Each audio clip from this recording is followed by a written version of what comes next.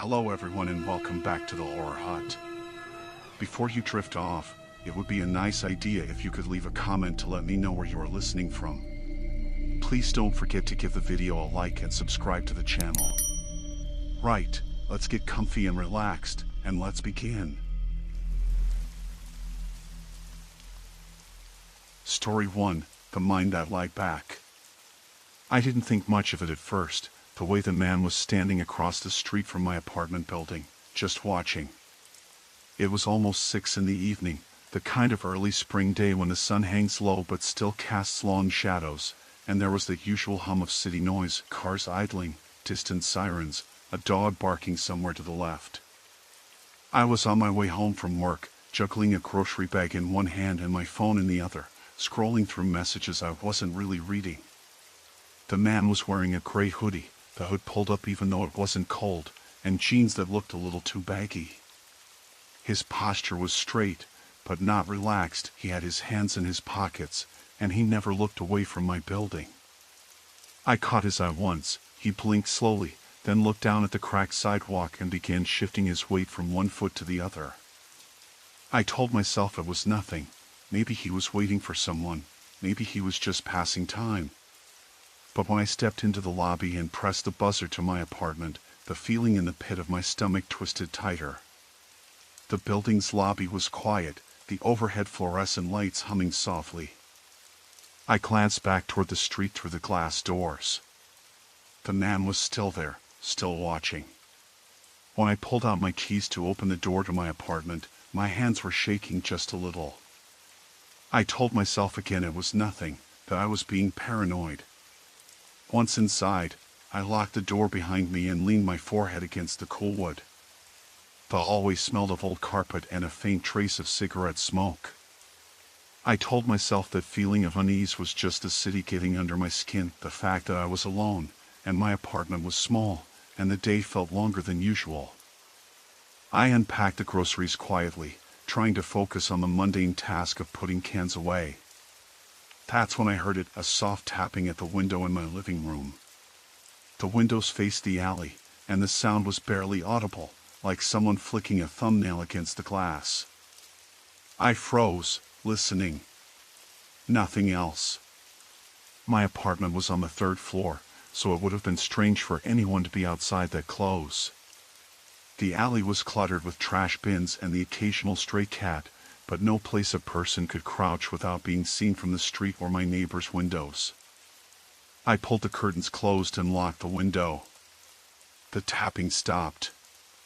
I told myself it was probably a branch brushing against the glass in the wind, even though the air was still. I tried to go about my evening normally. I set the stove on to boil water for tea, curled up on the couch with my laptop, and pulled up a movie. After a few minutes, I glanced again toward the window, half expecting to see something or someone. The street light outside flickered once, then steadied. Still nothing. By the time I heard the low thud from the back door, my heart was hammering loud enough that I was sure the neighbors could hear it. It was barely audible, but definitely there, a soft, heavy sound like a fist hitting wood. I jumped up and moved to the peephole. The hallway beyond the door was empty.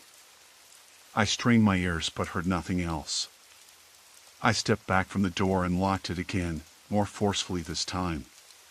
The faint sound of footsteps echoed down the corridor, slow and deliberate. I didn't open the door. Instead, I grabbed my phone and called the building's superintendent. After a few rings, someone answered. "Hey, it's me, Sarah.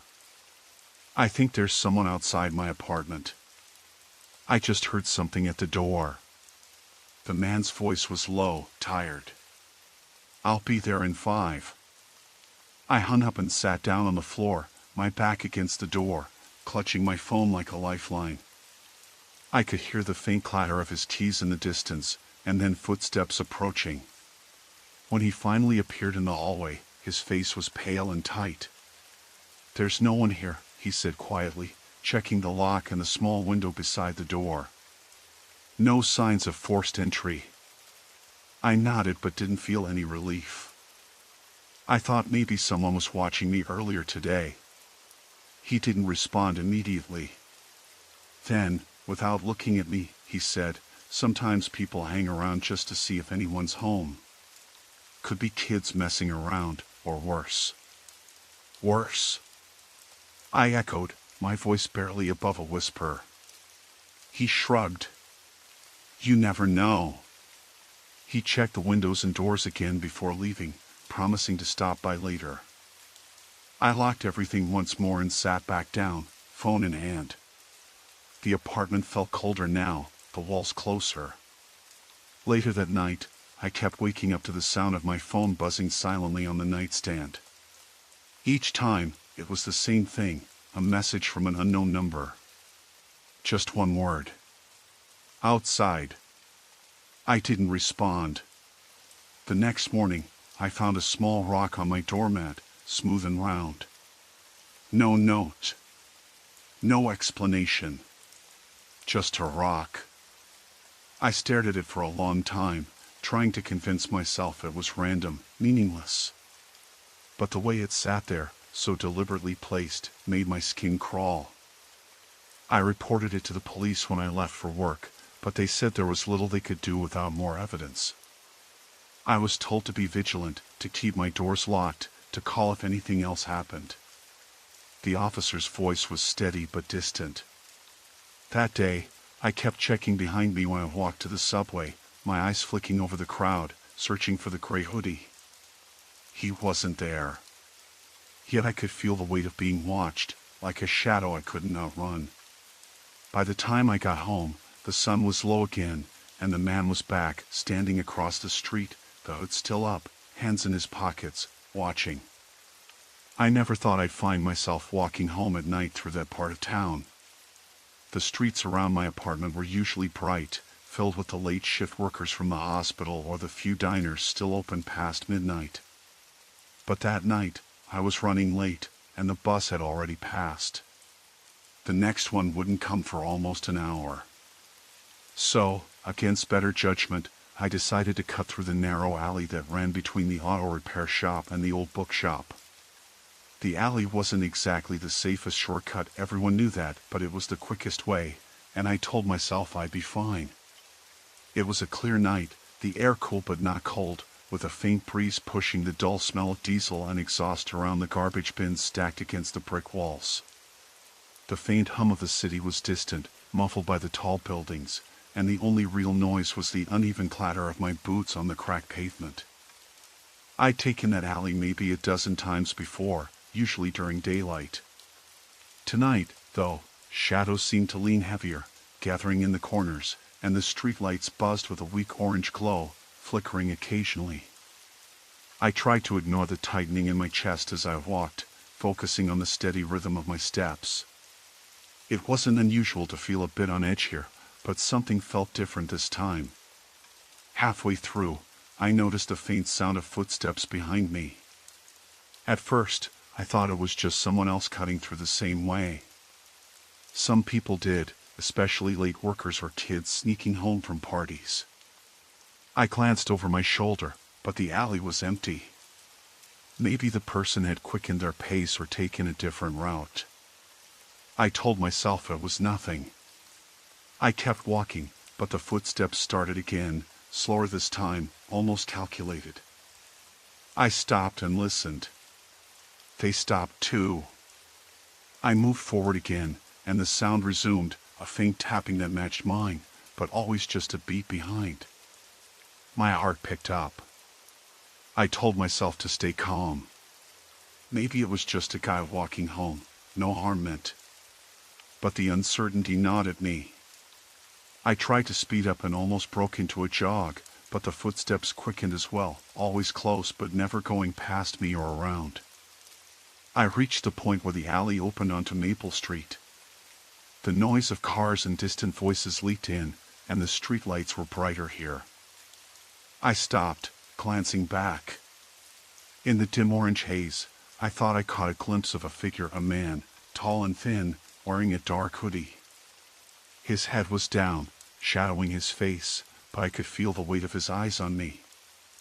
I swallowed hard and started across Maple Street toward my apartment. The man didn't follow at first. I felt a brief flicker of relief, but it didn't last long. When I turned the corner, moving under the porch light that lit the path to my front door, I heard the footsteps again, now closer and faster. I didn't look back. I fumbled with my keys, my hands shaking. The metal felt cold and slippery. Just as I inserted the key into the lock, I heard a voice behind me, low and rough, barely above a whisper. "Hey!" I froze so hard I thought I'd crack a rib. The voice was close now, and the air carried the sharp tang of sweat and cigarettes. "Hey, wait!" I twisted in place, half expecting to see someone else, but only the man from the alley stood there, his face obscured beneath the brim of a baseball cap. "I don't want trouble," he said, his tone eerily calm. "Just need a light." I blinked, trying to process. A cigarette?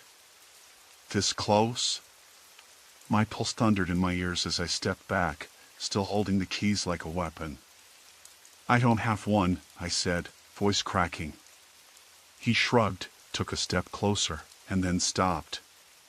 There was something unsettling in the way he studied me, like he was weighing his options. I forced myself not to turn and run. Instinct screamed at me to bolt, but there was a sick curiosity too. What was he really after? "I could come inside for a second," he said, voice soft but edged with something sharper. "You look like you're alone." My fingers tightened around the key. "No," I said firmly, stepping back again. "I'm not letting anyone in." He smiled then, just slightly, but it didn't reach his eyes. "All right," he said. "Just don't forget about me." He turned and melted into the shadows, disappearing down the street. I didn't move until I was safely inside, bolting the door and locking it twice. The apartment felt too quiet, the sudden absence of outside noise making the creaks of the old building louder, more threatening. I checked the windows, all locked. Then I looked outside through the peephole. The street was empty, the glow of a street lamp casting long shadows on the pavement. I tried to shake the feeling of dread curling in my stomach, telling myself it was just a random guy, probably drunk, looking for a cigarette and nothing more. But the way he'd followed me, the way he'd spoken, it wasn't normal. Not at all. Later, as I settled onto the couch with the lights on and the TV playing loudly, I heard a faint tapping at the window. My breath caught, and I sat frozen, heart pounding, staring at the glass. Nothing was there when I looked. But I knew someone had been watching. And I knew this wasn't over. I had gotten into the habit of taking the long way home from work. The office was on the edge of downtown, and the direct route was a brisk 20-minute walk through streets that changed character every block, from busy storefronts to shadowed alleys to quiet residential rows. After the first week of strange encounters, I figured the longer route would be safer, even if it added time. The side streets were well lit and usually had at least a few people around, especially in the early evening. I told myself it was just precaution, but part of me was already on edge. That Wednesday, my shift ended close to 7:30 p.m., the sky a dull gray, thick with clouds that promised rain. I pulled my coat tighter and pushed out the office door, the cold pressing through the fabric. I decided to take my usual detour, down Maple Street, then a right onto Cedar, which led past a small park and eventually to my building. The park was normally quiet at this time, but tonight it was nearly empty except for a man sitting on a bench near the path. At first glance, he looked harmless enough, middle-aged, wearing a dark jacket and jeans. He wasn't doing anything overtly suspicious, just sitting there, staring down at his phone. But something about his posture was stiff, too focused, as if he was waiting for someone. When I passed, he didn't look up, but I caught a faint metallic glint from his fingers. Maybe a ring, or a watch. I hadn't felt threatened yet, but the sight of a stranger alone in the park made me speed up. A few steps later, The first raindrops began to fall, fat and cold against my face. I pulled up my coat collar and started walking faster, head down, ears straining for footsteps behind me. The streetlights cast pools of yellow on the wet pavement, and the air smelled like rain mixed with the faint musky scent of wet leaves and asphalt. I heard it then, heavy footsteps, just behind me. My heart picked up, thudding in my chest so loudly it nearly drowned everything else out. I dared to glance over my shoulder. The man from the park was following me. I couldn't tell for how long, but he was close, and his pace matched mine. I broke into a jog. The sound of my own breath, ragged and quick, was the only thing I could focus on. The footsteps quickened too, but never quite matching my pace. It was like he was toying with me, waiting to see how I'd react. I turned sharply onto a smaller street, hoping to lose him in the maze of alleys that branched off. The street was narrower, lined with chain-link fences and piles of discarded furniture and trash bags. The rain had stopped, but the dampness clung to everything, making the ground slick and treacherous. "Hey!" I called out without thinking, my voice cracking in the cold air. There was no response. Only the echo of my own footsteps on the pavement and the steady, deliberate steps behind me. Panic bloomed in my chest. I wanted to run, but the slick surface made it risky. My mind scrambled for options. I spotted a convenience store at the end of the block, its neon sign flickering weakly. The door was open just a crack, and a pale fluorescent light spilled out onto the street. I took off toward it, heart pounding so hard I thought it would crack my ribs. As I neared the store, I could see a man inside, the clerk, who glanced up at me in surprise. "Open late?" I asked breathlessly, slipping inside and closing the door behind me. "Yeah," he said, his eyes flicking to the window. "You okay?"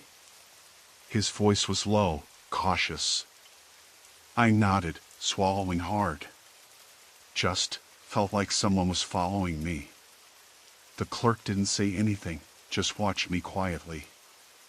I realized the rain had started again, tapping like frantic fingers on the glass. Outside, the street was empty. I debated calling the police, but I didn't want to seem paranoid.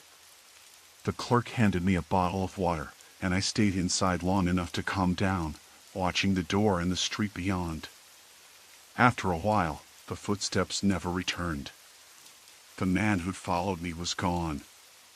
I thanked the clerk and stepped back out into the rain, the chill now deeper in my bones. The walk home was uneventful, but nothing felt normal anymore. I kept looking over my shoulder, every shadow threatening to swallow me whole. When I finally unlocked my apartment door, hands trembling, I thought maybe the worst was over. But it wasn't. A little later, as I was about to turn off the lights, I noticed a small slip of paper tucked under the door. I didn't recognize the handwriting. I hesitated before picking it up, heart pounding so hard it blurred my vision. It read, "Nice walk tonight." The words weren't threatening. Not exactly. But the certainty behind them was unmistakable. I locked the door, double-checking all the windows, and sat down, trying to steady my breath. The paper was on the floor beside me, a quiet reminder that someone had been watching, waiting. Outside, the streetlights flickered and buzzed, the rain tapping out a restless rhythm on the pavement. The night had just begun. I reached for my phone, fingers trembling as I debated calling someone, anyone. But who? The silence pressed in, heavier than the storm outside. Then, a soft creak from the hallway froze me in place. Someone else was here. I had convinced myself that going for a late-night run around the neighborhood was a good idea. It was the only part of my evening that felt like it belonged to me, a sliver of normalcy after the chaos of the past few days. The streetlights flickered unevenly, casting long shadows over the cracked sidewalks. The air was colder than I expected for early September, the kind of chill that seeped into your bones if you weren't moving fast enough. I was wearing my usual gear, faded running shoes, black leggings, a loose hoodie with the hood pulled up to cover my hair. The world felt almost too quiet, as if the neighborhood was holding its breath. The route I chose was familiar. I liked the loop around the park, where the trees formed a canopy over the narrow path. It wasn't always well lit, but it was usually empty enough for me to run without distractions. I kept my phone on airplane mode, a habit I developed to avoid notifications, though tonight I kept it close in my pocket just in case something felt off. I told myself it was just paranoia. About 10 minutes in, I noticed a figure standing near the edge of the park where the path met the street. A man, his face mostly hidden under a baseball cap pulled low, shifting from one foot to the other. At first, I thought he was just waiting for someone or maybe taking a smoke break. But then he started pacing slowly, constantly glancing toward the path I was running on. It made me uncomfortable, but I tried to rationalize, maybe he was homeless or just passing time. I picked up my pace, my breath shallow and quick. The sound of my shoes hitting the pavement seemed louder than usual. I stole a glance behind me and caught the faint outline of the man starting to follow, keeping a distance but definitely moving in the same direction. My heart thudded painfully against my rib cage. I told myself not to panic. Maybe he was walking home too, nothing more. I turned a corner sharply, hoping to lose him in the maze of streets. But when I looked back again, he was still there, shadowing my movements in the dim glow of the street lamps. My skin prickled with a sense of dread I couldn't shake. I debated calling 911 but hesitated, worried about sounding paranoid or provoking something worse. Instead, I slowed to a walk near a well-lit gas station, hoping to appear less vulnerable and maybe even let him catch up so I could see what he wanted. The man stopped a few yards behind me. I could now make out more details. He was wearing a dark jacket, the kind with a hood. His hands were shoved deep in his pockets. He didn't say anything. I tried not to look scared, but I felt my throat tighten, words caught somewhere between panic and disbelief. He suddenly spoke, his voice low and gravelly, lost or just out late. I forced a laugh, trying to sound casual. Just running. You? Nothing special, he said, stepping a little closer. Neighborhood's quiet. Good for a walk at night. His smile didn't reach his eyes. It was too slow, too deliberate. I realized I had stopped moving altogether, frozen between the desire to flee and the need to stay calm. "Do you live around here?" he asked. I shook my head, clutching my phone tighter. "No, just visiting a friend." He nodded, as if that explained everything, then glanced around like he was checking for someone else. "You should be careful. Not everyone's friendly around here after dark." Before I could respond, a car pulled into the gas station, its headlights briefly illuminating both of us. The man's posture shifted instantly. He relaxed, stepped back into the shadows of the nearby bushes, and disappeared from view. I waited until the car drove away before I moved, sprinting toward the gas station's entrance.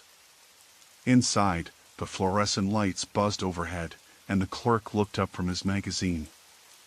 I tried to steady my breathing and forced a smile.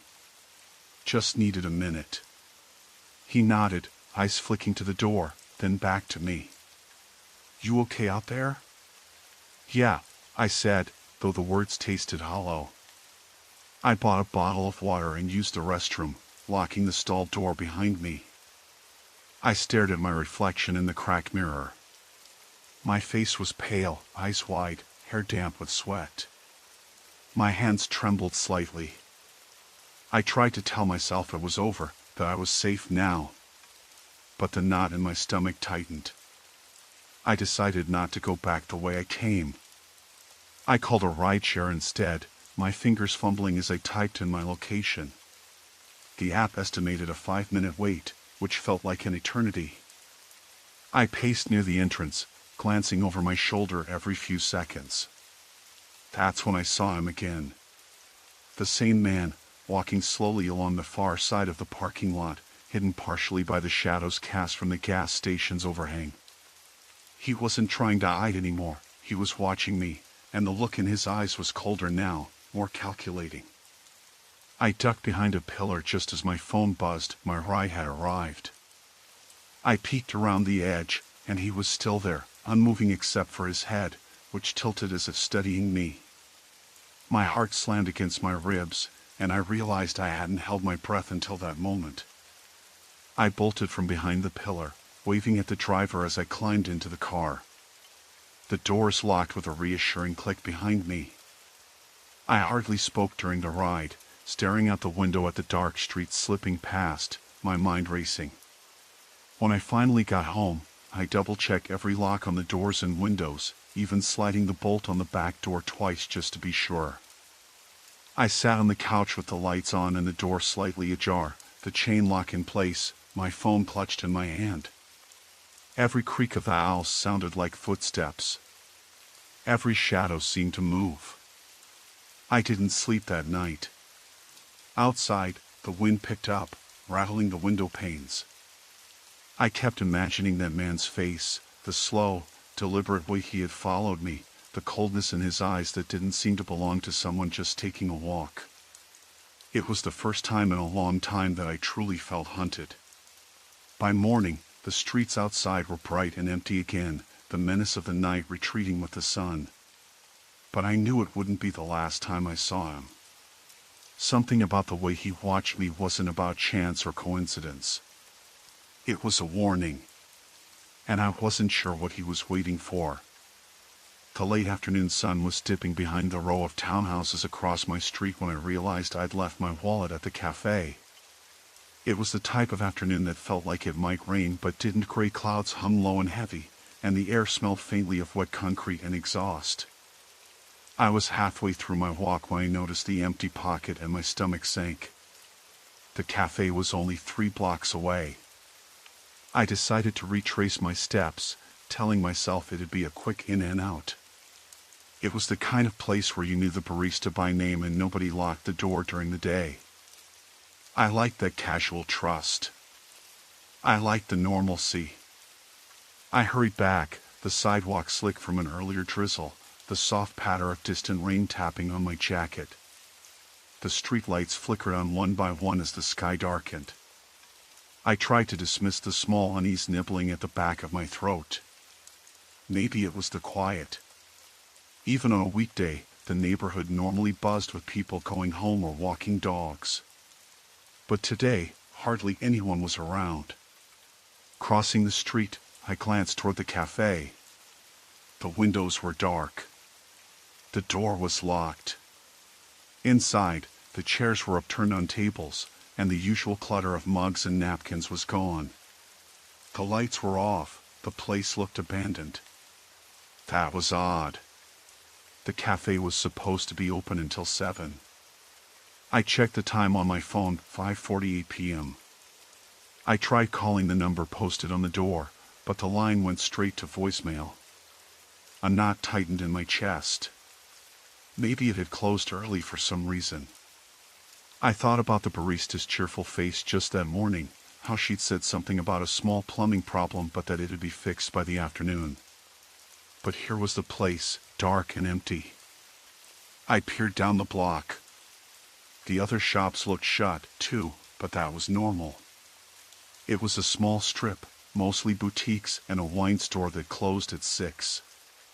I decided to head home and figure out my next step from there. As I turned to leave, a car pulled up slowly across the street, its headlights dim in the dusk. I caught a glimpse of the driver, a man wearing a gray hoodie, his face half-shadowed.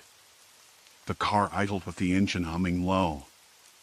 I hurried across the street, trying to avoid eye contact, but he looked right at me. There was no smile, no friendly nod. Just a fixed, cold stare. My heart thudded in my chest, and I forced myself to keep walking. I told myself he was probably waiting for someone or just passing time. but his gaze stayed locked on me even as I moved 2 blocks away. I stopped beneath a street lamp that buzzed softly overhead and pulled out my phone to send a quick text. My fingers trembled just enough to make me fumble, but I managed to type a vague message to my roommate. Came back for wallet. Cafe closed. Strange car outside. The reply came almost immediately. Call me when you're inside. Simple enough. But I didn't feel any safer. I decided to cut through the small park on my way home. It was a shortcut, and I liked the fresh air even if the streetlights there were oddly spaced and cast more shadow than light. The grass was thick and wet from the earlier rain. I could hear the faint rustle of leaves and the distant hum of traffic. Nothing unusual. But then I noticed a figure sitting on one of the park benches. A man in a dark jacket, hunched forward, head down. He didn't look up as I passed by. His presence made the hairs on my arms stand up. Usually, the park was empty at this hour except for the occasional dog walker. The man's stillness felt deliberate, like he was waiting. I tried to keep my pace steady, the soles of my shoes damp against a muddy path. Halfway through, I glanced back. The man had stood up. He was following me. Not too close, but not far either. I stopped short, pretending to check my phone. The man halted a few steps behind, then veered off onto the grass, keeping pace but out of the direct path. My breathing quickened. I debated running but told myself that running would only draw attention. I kept moving, looking for the next street, the familiar street lamps, the sounds of normal life. My phone buzzed again. Another text from my roommate, leave the park. Call me. I nodded to myself and pushed faster. The night air was thick now, and the park felt smaller, more confining. I heard footsteps behind me, uneven, heavy. My heart slammed against my ribs as I broke into a jog. Just ahead, the path opened onto a wider street lined with houses.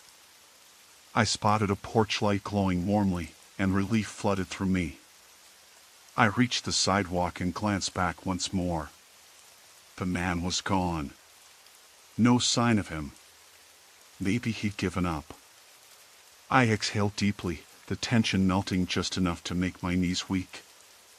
Then I noticed a small figure across the street, half hidden behind a tree, a woman, pale in the dim light, staring at me. She was motionless, expression blank. The hairs on my neck prickled again. I crossed the street quickly, keeping my eyes on her. She turned slowly and disappeared down a side alley.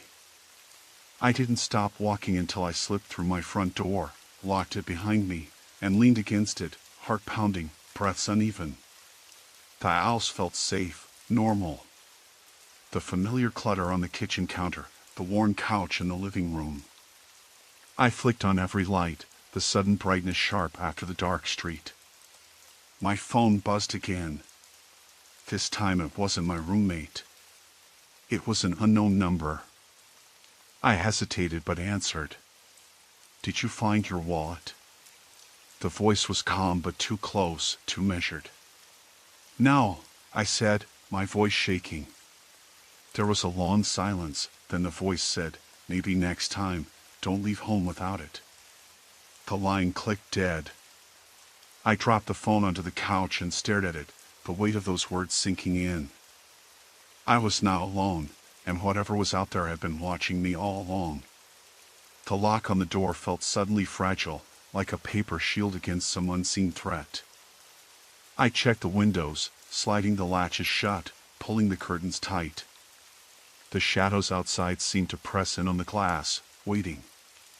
I didn't sleep that night. I kept the lights on and sat with my back to the door, listening. Outside, the sound of a car engine idled for a moment, then drove off into the dark. The danger had escalated. I knew that much. And I wasn't sure the worst was over.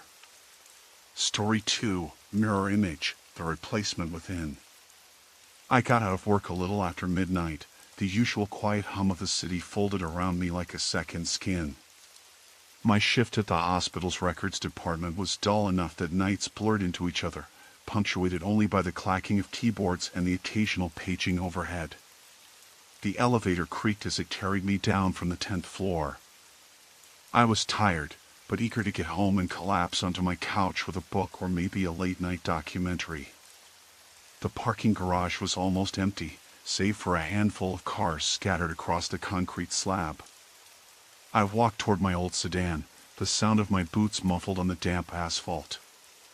A faint drizzle had begun, the air heavy with the smell of wet concrete and exhaust. I dug my keys out of my pocket. The little LED in the fob blinked, and the doors locked and unlocked with the familiar beep. I slid into the driver's seat, grateful for the warmth of the heater once I started the engine. I was halfway through backing out when I noticed movement in the corner of the garage. A figure leaned against the wall near the stairwell, the shadowy shape barely visible in the dim overhead lights. My first thought was that it was someone waiting for a friend or taking a smoke break. I didn't think much of it until the figure shifted, stepping just far enough into the strip of light to reveal a man in a dark hoodie, hands stuffed into his pockets. I paused, a prickle creeping up my spine. Usually, the garage was emptier than this at night. I unlocked the doors and locked them again, just in case. I kept my eyes on the man as I turned the steering wheel slowly, inching backward. The man didn't move. He just stood there, facing me. His posture was relaxed, but there was something off, like he was waiting for me. I decided not to hesitate. I put my car in drive and moved toward the exit. The gate was manual on nights, so I had to stop and lift it myself. That's when I heard the soft thump behind my car. My heart jumped. I glanced in the rearview mirror and saw the man. He was close now. He didn't run, didn't shout, just followed. I slammed the gate down and locked it behind me without looking back. The streets outside were deserted except for the occasional flashing street lamp. I glanced in my mirror again, but the man was gone.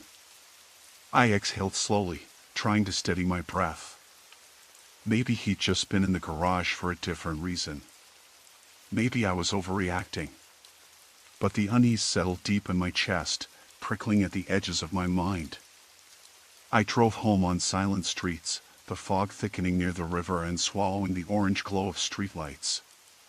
Parked cars appeared like ghostly shapes, and every shadow seemed to stretch too long. I kept my doors locked, eyes flicking constantly to the rearview mirror. When I pulled into my driveway, relief washed over me like a wave. My neighborhood was quiet, the houses dark except for a few porch lights. I unlocked the door and stepped inside, the familiar scent of carpet and old books welcoming me back. I double-checked every locked door, windows, even the deadbolt on the back door. The house was exactly as I left it, no signs of forced entry or disturbance. Still, I kept the lights on, moving from room to room with a small kitchen knife in my hand. I told myself it was just paranoia, a product of working late and the silence of the night. Then I heard the noise. A soft scrape, like fingernails dragging across wood. It came from the basement door. I froze.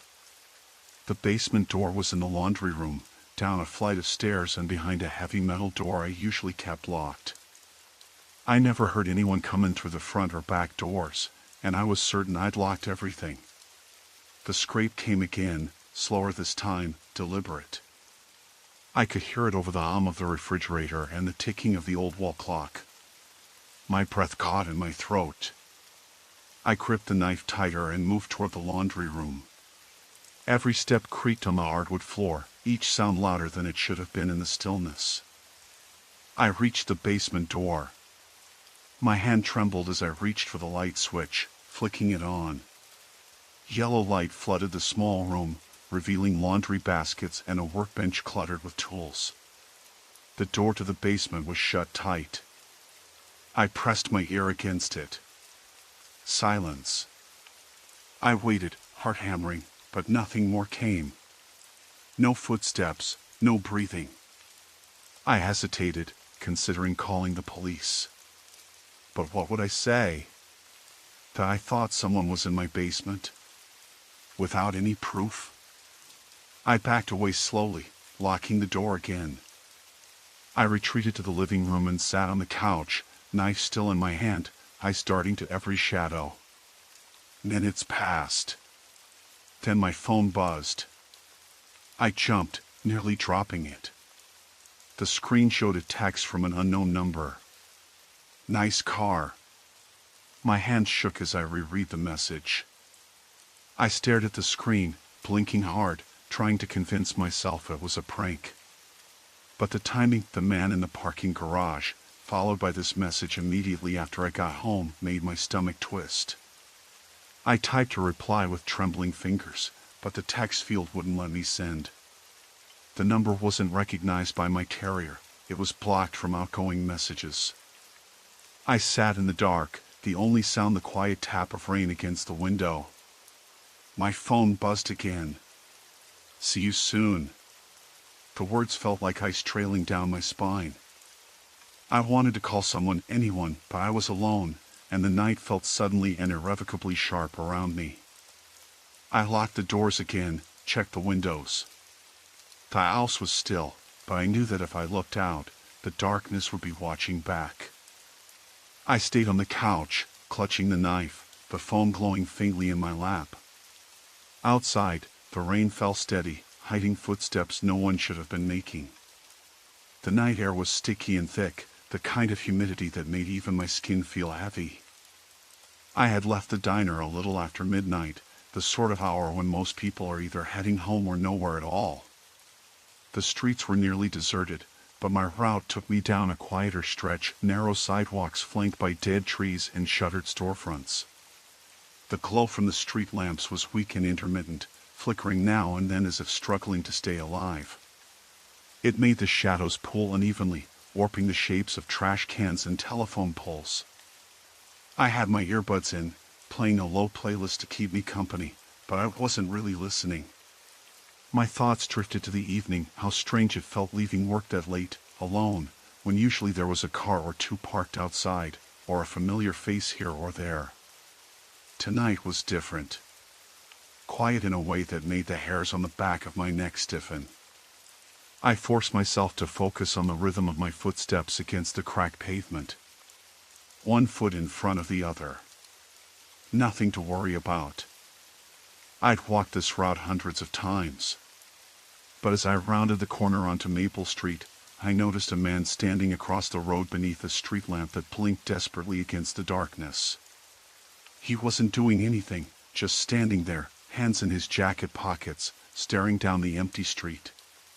His face was half covered by the hood of his sweatshirt, shadows cloaking his features, but something about his posture, stiff, unmoving, felt off. Normally, people don't just stand in the middle of the block like that, especially not at this hour. I glanced away, quickening my pace. The hum of traffic from the main road was muted here, replaced by the occasional distant bark of a dog or the rustle of wind through dry leaves. My phone buzzed in my pocket. I fumbled it out, heart beating a little faster than it should have. A text from my friend Mark, "You on your way?" Relieved, I typed back, almost. "Just left the diner." I looked up again. The man was gone. I stopped. Squinted down the block. No one. Maybe he'd crossed the street or ducked into one of the alleyways. I shook my head, feeling silly. Probably just waiting for a ride or something. Still, there was a pit of unease in my stomach. I slipped my phone back into my pocket and resumed walking. The night seemed to stretch longer with every step. I became aware of the ambient noises I usually ignored, the distant drip of water from a broken gutter, the scrape of metal against concrete where a dumpster door swung in the breeze, the low murmur of my own breath. Then, a faint sound, shuffling footsteps behind me. I froze, breath caught in my throat. I didn't dare turn around. The footsteps matched my pace, steady and deliberate. I ducked my head, quickened my step. The footsteps sped up too. I stopped, heart pounding so hard I thought it might burst through my ribs. "Hey," a rough voice said behind me. I swallowed hard. The voice was low, but there was an edge to it, something impatient or maybe irritated. I risked a glance.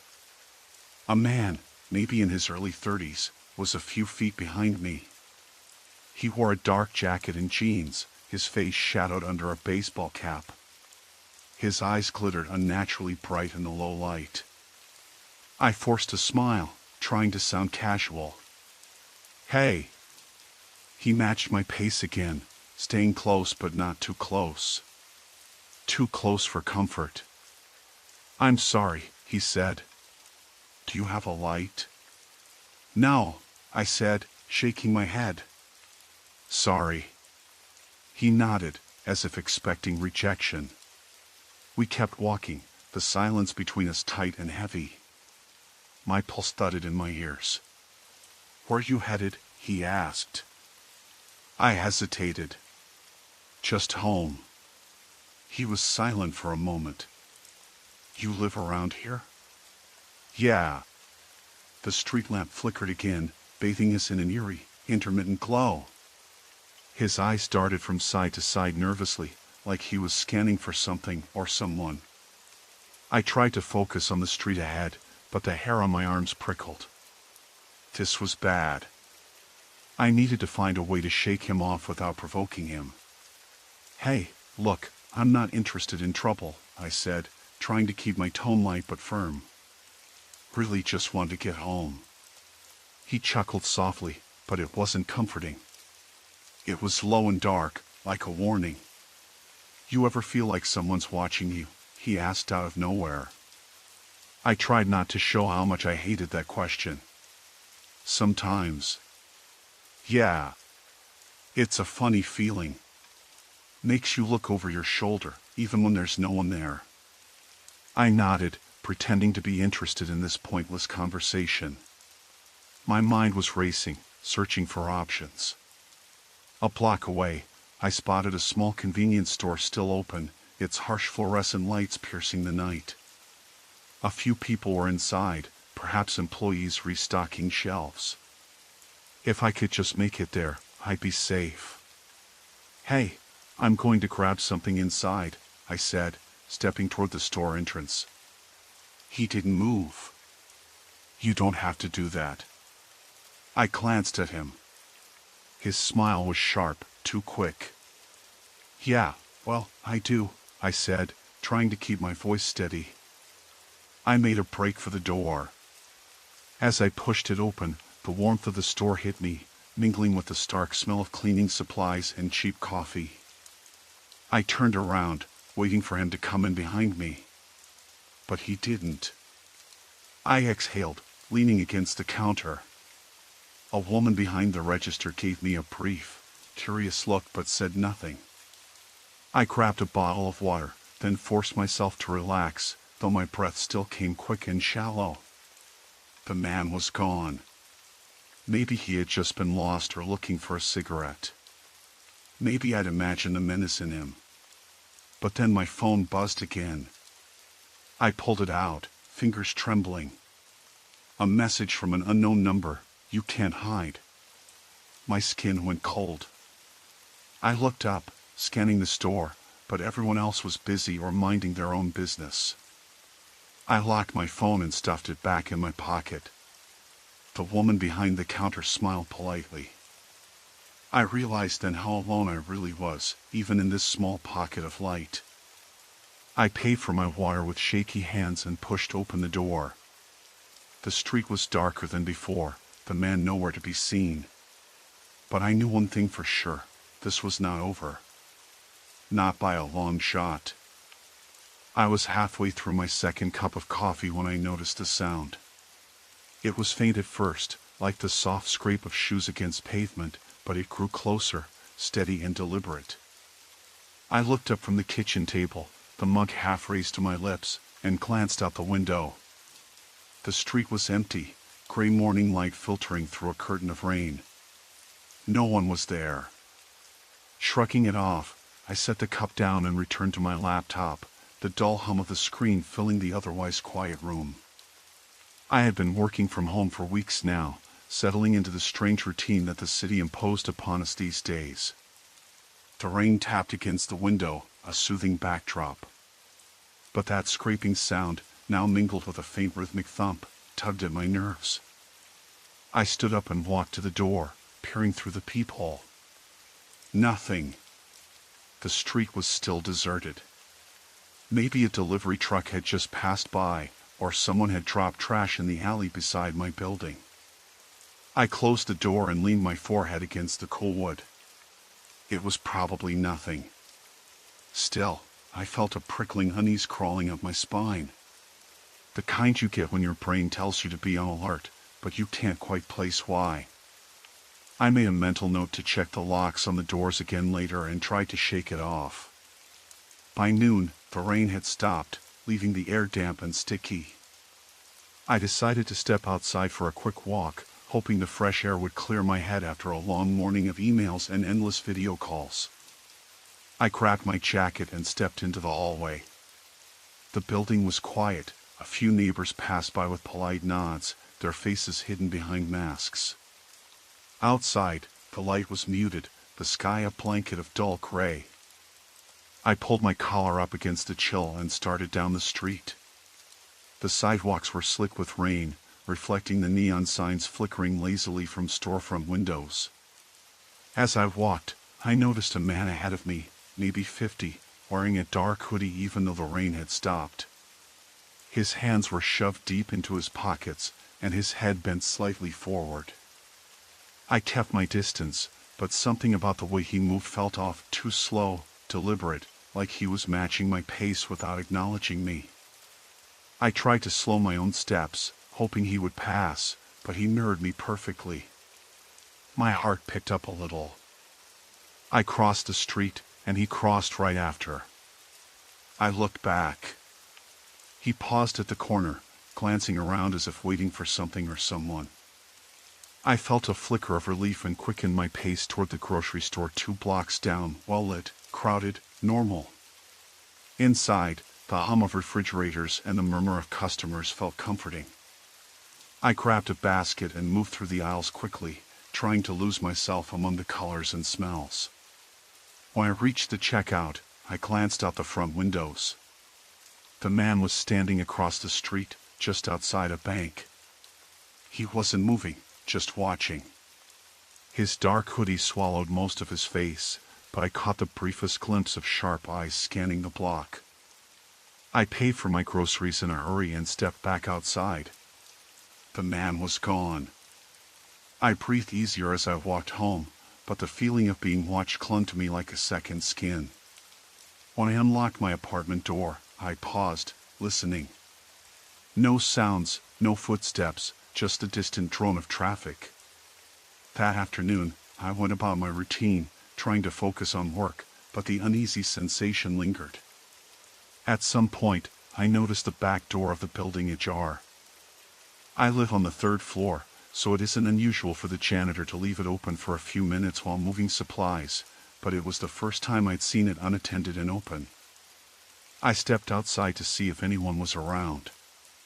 The alley beyond the door looked empty, but I could hear faint shuffling near the dumpster. I called out, but there was no answer. The smell was sharp, rotting food mixed with something metallic. I swallowed hard and closed the door behind me. That night, sleeping was impossible. The quiet creaks and groans of the old building seemed amplified in the dark. I kept hearing strange noises outside my window, the scrape of metal on concrete, a faint tapping that didn't match the rain. Once, I thought I saw a shadow move beneath the streetlight.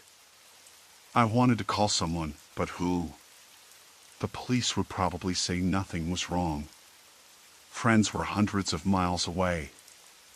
I felt trapped in my own home, a small island surrounded by invisible eyes. Around 2 a.m., I heard footsteps on the stairs. Slow, measured.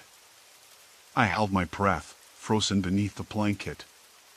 The door to my apartment creaked open just a crack, then closed again softly. I wanted to scream, but my voice felt stuck. I grabbed my phone, fingers trembling, dialing my landlord but hanging up before anyone picked up. I sat in the dark, waiting, listening. By dawn, the footsteps had vanished. The door was locked tight. Nothing was missing, nothing disturbed. But I knew it wasn't over. The man from the street, the open back door, the noises outside my window, someone was watching. Someone had been inside.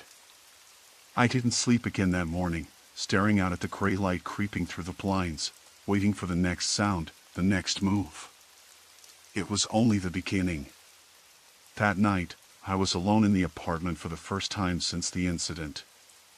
The old clock on the wall ticked loudly, a steady rhythm that felt like it was counting down to something. I had closed every curtain and locked every door and window, triple-checking the deadbolt before I even set down my keys.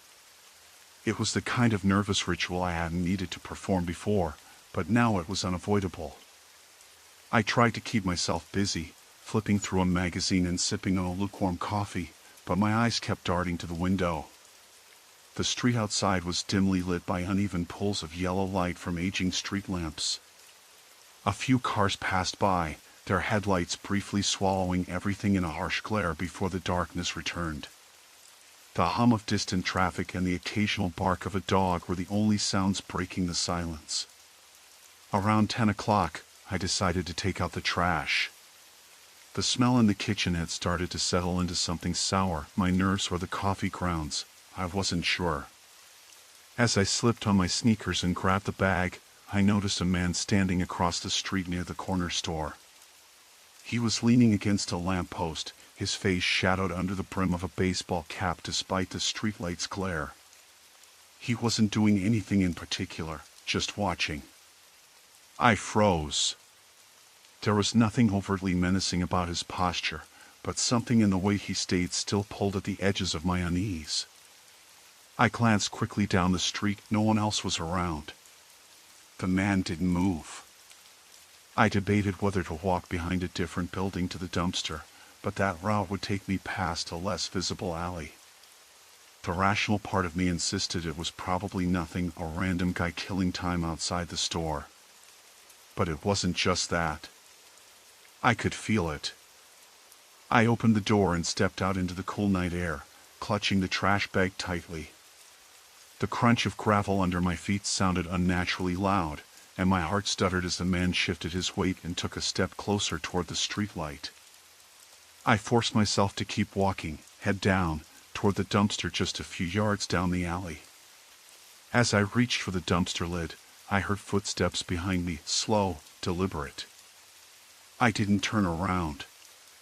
The hairs on the back of my neck prickled, and I wanted nothing more than to dump the bag and get back inside. I stuffed it in and slammed the lid shut, then spun around. The man was standing no more than 5 feet away. His face was partially illuminated now, and I could see a faint smirk.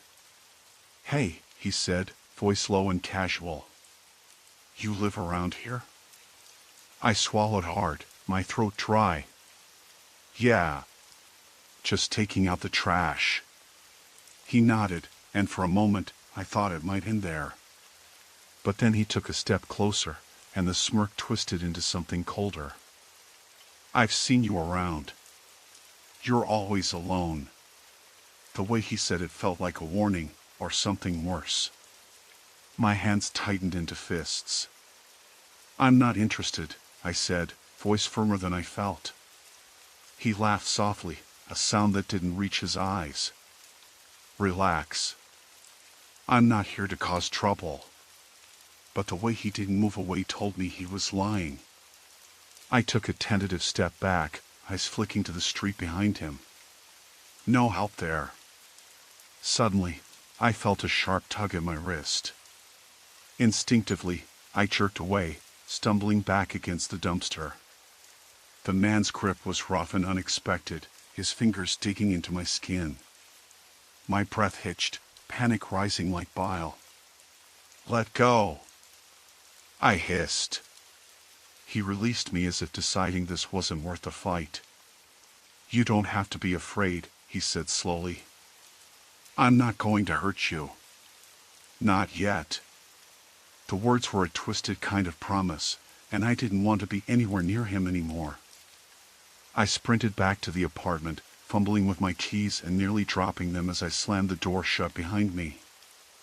I locked every bolt and chain, breathing hard and drenched in cold sweat. Through the peephole, I could see his shadow lingering on the opposite side of the street. He hadn't left. I sat on the floor, my back against the door, and tried to steady my breathing. The phone was in the living room, just out of reach, and I debated calling the police. But what exactly would I say? A man was outside watching me? Would they even come this late? Would it just make things worse? I thought about the windows. I hadn't closed the blinds in the bathroom earlier, and the light from inside spilled out onto the street. Maybe he had been watching me through those. My stomach knotted. I grabbed the blinds and yanked them shut, the slats clicking sharply in the silence. Then came the sound of my phone buzzing on the counter. I risked a glance, heart pounding so hard I was sure it would burst through my ribs. The screen lit up with a message from an unknown number. Why'd you run? I dropped the phone like it burned me and scrambled to the front door, checking the locks again. The message felt like a line drawn in the sand. He was close enough to know when I left, close enough to see me hesitate. I didn't sleep that night. Every creak and groan in the building made me flinch. My eyes kept darting to the windows, even though I knew I wouldn't look outside. I sat in the dark with the phone on silent beside me, staring at the black screen and wondering how long this would last. How long before the fear outside my door became more than just waiting. At dawn, the streets were empty and quiet. The man was gone, or at least, there was no sign of him. The relief was immediate and crushing in its weight. But I knew it was only temporary. He was still out there, somewhere, and the message on my phone was a reminder I couldn't ignore. I didn't tell anyone what happened. Not yet. I wasn't sure I could, or if it would even help. Instead, I spent the morning pulling the curtains tighter, locking the door again, and planning what to do if he came back. Because I knew he would. The sky had already darkened by the time I left the coffee shop, though it wasn't yet fully night. I'd worked late, the hum of the place dulling my thoughts even as I tried to concentrate. I told myself I was just being paranoid when I noticed a man sitting at a corner table, glancing up every few minutes. He had a dark jacket pulled tight around his neck, and his eyes were hard to read in the low light. I brushed it off as one of those quiet regulars, the kind who like to disappear into the background. Now, as I locked the door behind me and stepped onto the cracked sidewalk, I felt the first prickles of unease. The street was nearly empty, save for a delivery truck idling a block away and a couple of distant headlights cutting across the intersection. The chill of early autumn settled in my bones as I headed toward the bus stop, 2 blocks down. I kept my jacket zipped up and my head down, but I couldn't shake the feeling that someone was watching me. The scuff of footsteps echoed behind me, uneven, deliberate. I quickened my pace, the sound matching mine almost exactly, steady and unyielding. I dared a glance over my shoulder. A man, probably in his late 30s, clean-shaven but with an odd twitch in his jaw, was keeping a steady distance. He wasn't carrying anything, at least nothing visible, but his eyes were fixed on me with an intensity that made my throat tighten. I turned onto the next street, hoping to lose him in the maze of alleys and side roads. The streetlights flickered sporadically, casting long, jittery shadows that made the world feel unsteady, like I was on the edge of something fragile. My phone was in my pocket, but I hesitated to pull it out. If he was watching, he would definitely notice. I tried to stay calm. This wasn't a movie, not a thriller, just an unsettling coincidence. People followed others on a city street all the time, For all kinds of reasons: wrong place, wrong time, simple curiosity. I reminded myself that I had no real proof, no immediate threat, just a gnawing sensation in the pit of my stomach. The bus stop came into view, a small shelter with peeling paint and a flickering fluorescent light. I slipped inside, scanning the street. The man was still there, but now he stopped a few yards back, standing beneath a street lamp that buzzed faintly. His hands were in his pockets. I heard him mutter something, maybe to himself, too low for me to catch. I pulled out my phone and fumbled to unlock it, hands trembling. I was about to call the bus when I noticed his gaze drop to the screen. His eyes sharpened. He took a step forward, slow but deliberate. I swallowed hard and looked around. The street was desolate. The delivery truck had left, headlights vanishing into the distance. The only other sound was the low hum of the street lamp overhead and the distant wail of a siren somewhere else in the city. I fumbled the phone back into my pocket and stood up, trying to seem casual. I didn't want him to know I was scared, but the tight knot in my chest betrayed me.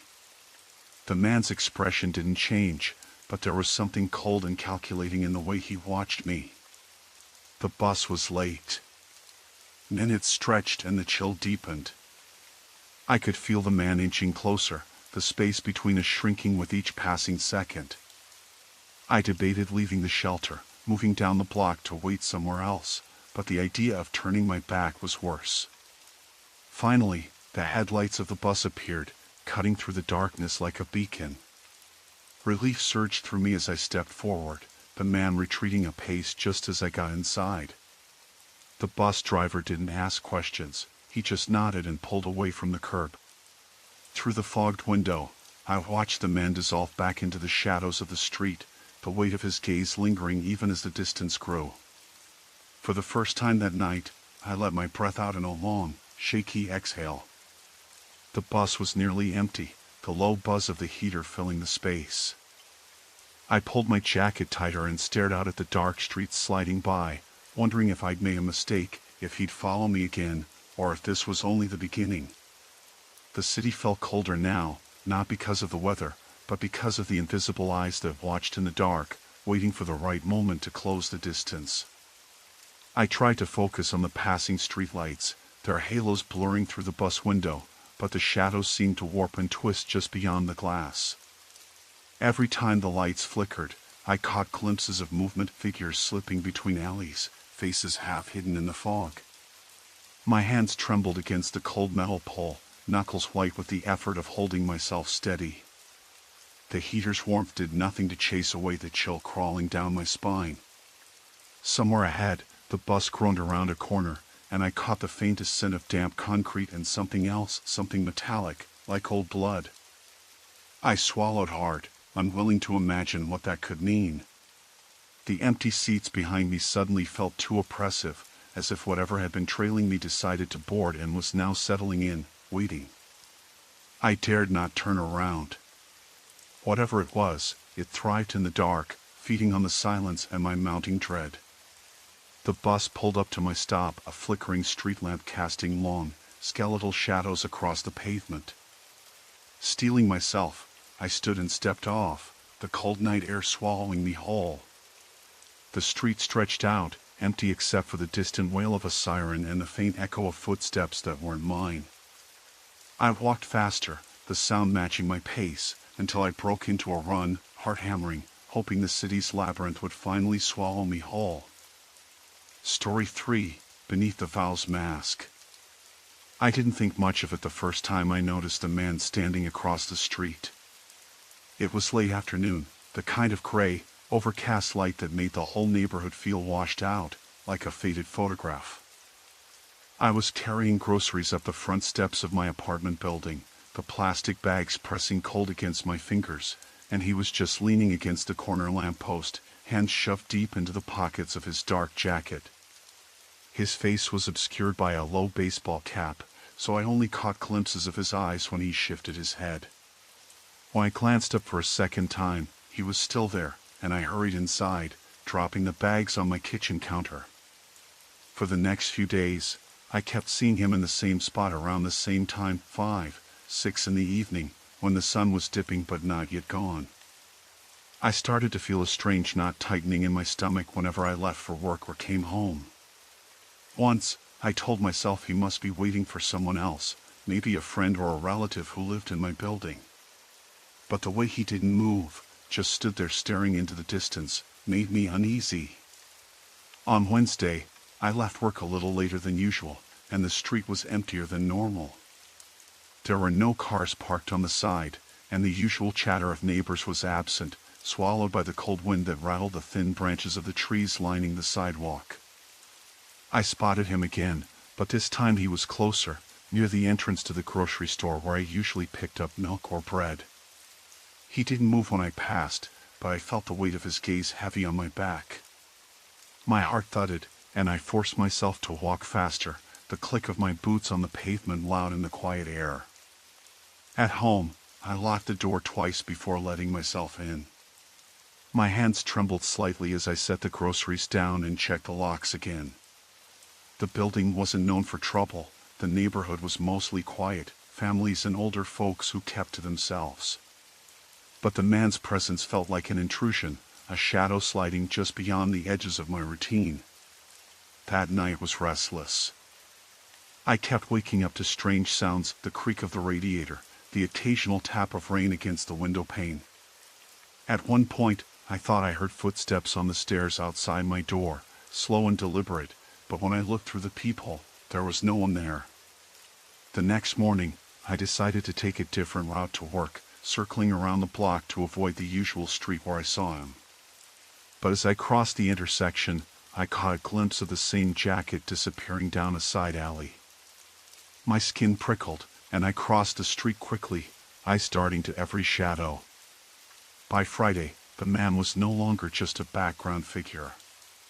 He had started to appear at different times in the late morning, when I left for lunch, sitting on a bench by the park, head down, fingers tapping a nervous rhythm on his knee. The unease in my chest grew heavier, like a stone sinking deeper with every glance. That afternoon, I was running late getting home. The daylight was fading fast, and the streetlights flickered on one by one as I unlocked my front door. I heard a voice behind me, low and rough, just a word or two muttered under breath. I turned sharply but saw no one. The wind swirled dead leaves around my feet, and the silence stretched thick. Inside, I double-checked every window and bolt. I tried to call a friend, but my phone died mid-conversation. The sudden loss of connection felt like the last thread snapping. I sat down, trying to make sense of the creeping panic. Was I being paranoid, or was this man really watching, waiting? That night, I kept the lamp on and the door chain latched. I told myself to stay calm, that I was safe indoors. But when I heard the faint scrape at the bottom of the door, like something being dragged slowly across the concrete, my breath caught in my throat. I didn't open the door. Instead, I pressed my ear against it, straining to catch any sound. The scraping stopped abruptly. Then footsteps retreated, fading into the distance. In the morning, I found a small, crude carving etched into the wood of the door frame, a single line, deep and jagged, like a scratch or a tally mark. I didn't know what it meant, but it was unmistakable proof that someone had been close enough to touch my home. I called the police, but they said without a clear threat or evidence of forced entry, there wasn't much they could do. They advised me to stay vigilant, maybe install a security camera. But even as I nodded, agreeing, I felt the weight of helplessness settle like a thick fog. That afternoon, I bought a cheap camera and set it up near the front door. Hours passed without incident, and I started to breathe a little easier. The street was quiet, the man was nowhere in sight. But then, just as dusk began to bleed into night, the camera caught a figure standing motionless in the frame. The same dark jacket, the same low cap pulled down over his eyes. He stared directly into the lens for a long moment, then turned and disappeared into the shadows. I watched the footage again and again, my hands shaking. It was no longer just a man on the street. It was someone who knew where I lived, who wanted me to know he was there. I didn't sleep that night. I sat by the window, watching the street, waiting for the first sign that the quiet was about to break. The drive back from the grocery store should have been no more than 20 minutes, but by the time I pulled into the driveway, the sun had dipped below the horizon, and a heavy dusk had settled over the neighborhood. I didn't think much of it at the time, just a routine errand, picking up dinner for the week. The roads were slick from the earlier rain, and the streetlights flickered as I passed beneath them. At one point, I caught the reflection of headlights in my rearview mirror, a car trailing at a steady distance. Not close enough to be tailgating, but close enough to feel like it had noticed me. I brushed it off. Maybe it was someone from the grocery store, or just another commuter. The neighborhood was quiet as usual. Kids' bikes lay abandoned on front lawns, and the occasional dog barked somewhere down the block. I felt safe, in that false way you do when you're familiar with a place. I grabbed the bags and unlocked the front door, the familiar click sounding hollow in the stillness of the house. Inside, the air was cooler than I remembered, the old air conditioning unit humming faintly. I tossed the groceries onto the kitchen counter and glanced at the clock, 7:45 p.m. I had planned to make pasta, but the thought of chopping and stirring felt exhausting. Instead, I headed to the living room and flicked on the TV, flipping through channels until I landed on the local news. The anchor's voice was calm, the usual drone about city council meetings and weather reports. I barely listened until a breaking news banner slid across the bottom of the screen, police searching for man seen near several break-ins in area. I paused, my stomach tightening. The report said the incidents had been happening over the past 2 weeks, homes broken into during the early evening hours, mostly in neighborhoods adjacent to mine. The description of the suspect was vague, a man, mid-30s, medium build, usually wearing a dark hoodie. The police urged residents to lock doors and report any suspicious activity. I felt my gaze drift to the window beside the couch. The street outside looked empty except for the occasional flicker of a shadow beneath the street lamp. I told myself it was nothing. I'd locked the doors when I left, hadn't I? I decided to check anyway. I stood and moved to the front door, the floor creaking softly underfoot. I tested the lock, and it was secure. Then I peered through the peephole. The street was deserted, the only movement the gentle sway of branches in the breeze. I exhaled, feeling foolish. Back inside, I sat down, but the unease persisted. I kept hearing the faint sound of a car engine, starting and stopping down the block, then silence. It was probably just someone leaving their driveway, but the timing felt off. My phone buzzed on the table. A text from my friend Lisa. Did you see the news? Stay safe tonight. I typed back, trying to sound casual. Yeah, just saw it. All locked up. No reply. I glanced out the window again. A figure crossed the street quickly, too fast to make out details, disappearing behind a tree. I blinked, wondering if my eyes were playing tricks. The streetlight above flickered again. I told myself to call Lisa and check in, but my fingers hesitated. Instead, I grabbed a kitchen knife from the block. It wasn't much, but it was something. I put it on the coffee table within reach and sat back down. The room felt colder now. The shadows seemed to lengthen, stretching across the walls. Every creak of the house, the pipes, the settling wood felt amplified. I kept imagining someone just outside, watching, waiting. At some point, I heard a faint tapping at the back window. My heart jumped into my throat. I froze, eyes glued to the spot. The tapping came again, slow and deliberate. I flicked on the porch light, expecting to see a branch or a stray animal, but the yard was empty. I grabbed my phone and dialed 911, whispering to the dispatcher about the tapping and the news report. They told me to stay inside and lock all doors and windows. I did, going from room to room, double-checking every lock and latch. As I returned to the living room, a sudden pounding came from the front door. Hard, insistent. I stumbled backward, nearly dropping the phone. Who could be here? I called out, voice shaking, but no answer. The pounding stopped as suddenly as it started. I stayed on the phone with dispatch, explaining what was happening. They said officers were on their way, but it might take some time. I sat in the darkened room, the knife still in reach, and listened. The night stretched out, empty except for distant sirens and the occasional rustle of wind. Eventually, the pounding returned, this time at the back door, and I screamed, dropping the phone and darting toward the hallway. The lights flickered and then went out completely. I was plunged into darkness, the only sound my ragged breathing and the faint, unmistakable scraping at the door. I couldn't tell if the police were near. My phone lay dead on the floor, the screen cracked from the fall.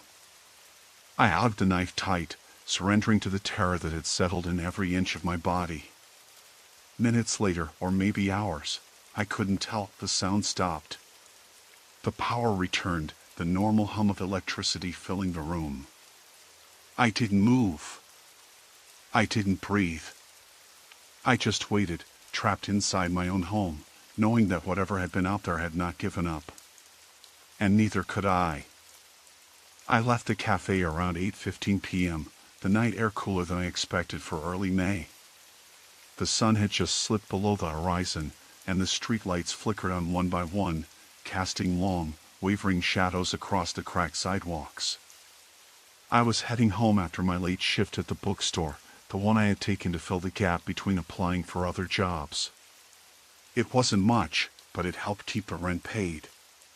The neighborhood felt quiet, too quiet, but I told myself it was just that uneasy feeling I'd been carrying all day, the product of too many nervous glances over my shoulder. I pulled my jacket tighter around me and started walking toward the bus stop a few blocks away.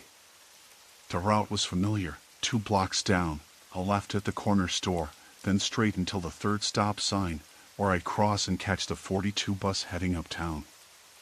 It was a 20-minute walk, usually uneventful. But tonight, as I passed the row of shuttered shops, I noticed a man standing in the shadows under the awning of the closed barber shop. He was wearing a dark hoodie, hands stuffed deep into his pockets, and his head was tilted slightly forward as if he were watching something or someone. I didn't think much of it at first, just told myself he was probably waiting for a ride or a friend. I kept walking, my footsteps echoing a little too loudly against the empty street. When I glanced back, he was still there, unmoving. I felt my pulse quicken and picked up my pace. The distant hum of traffic from the main road didn't ease the growing tightness in my chest. At the corner store, the flickering neon sign sputtered as I crossed the street, and I pulled out my phone to check the bus schedule. No service alerts, the next bus was due in 10 minutes. I looked up and saw the man again, but this time he was a block behind me, strolling at a steady pace that matched mine. My skin prickled. I ducked into the store to buy a bottle of water, hoping to lose him in the aisles, but when I emerged, he was gone. Relief washed over me like a wave, but it didn't last. I had only taken a few steps when I heard footsteps again, soft, deliberate, following just behind. I stopped and turned suddenly. No one. I waited, the street now eerily silent aside from the occasional rustle of wind pushing loose paper along the curb. I forced myself to keep moving, faster this time, eyes darting from shadow to shadow, heart pounding so loud it felt like it might burst out of my chest. I reached the bus stop early, and a small group of people were huddled around the bench, mostly heads buried in their phones. I took a seat at one end, trying to steady my breathing. The man wasn't among them, but I couldn't shake the feeling he was nearby. I kept scanning the street through the dim glow of the street lamp, every figure twisting into a potential threat. When the bus finally arrived, I was the first to board, sliding into a seat near the rear window. The bus was nearly empty, just 2 other passengers in front.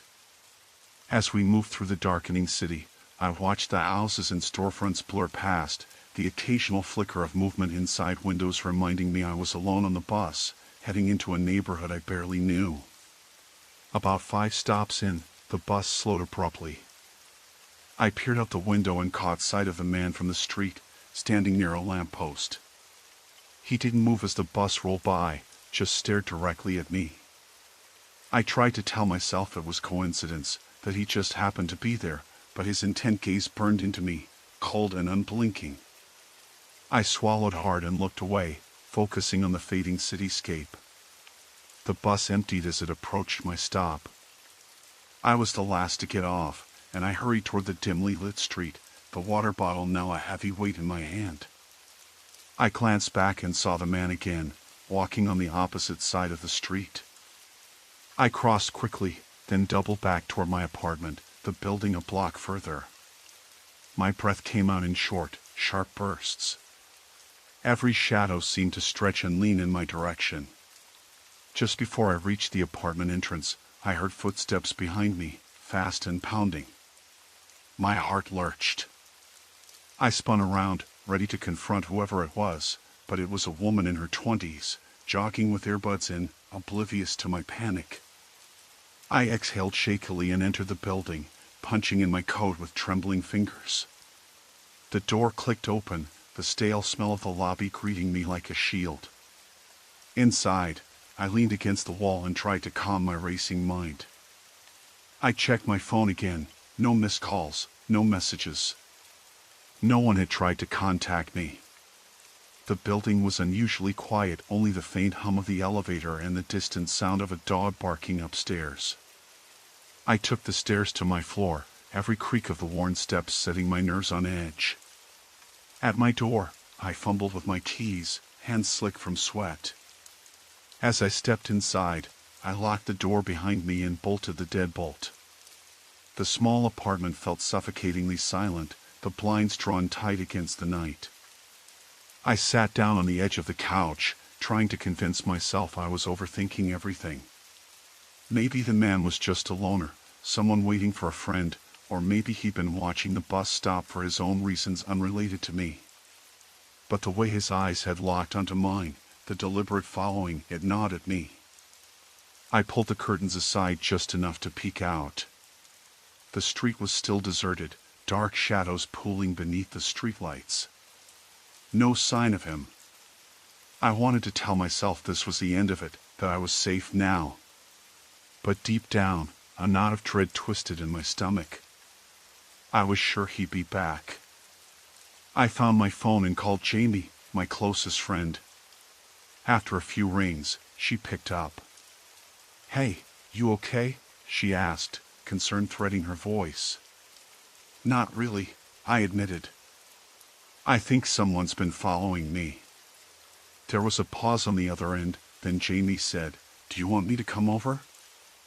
I hesitated. Part of me wanted to say yes, to have someone here, but I didn't want to drag her into this mess. "Maybe in a little while. I'm going to try to get some rest." "Okay, but text me if anything feels off, okay?" "Promise." I hung up and sat in the dark, listening. The quiet was oppressive. Every creak of the building, every distant car door slam felt amplified.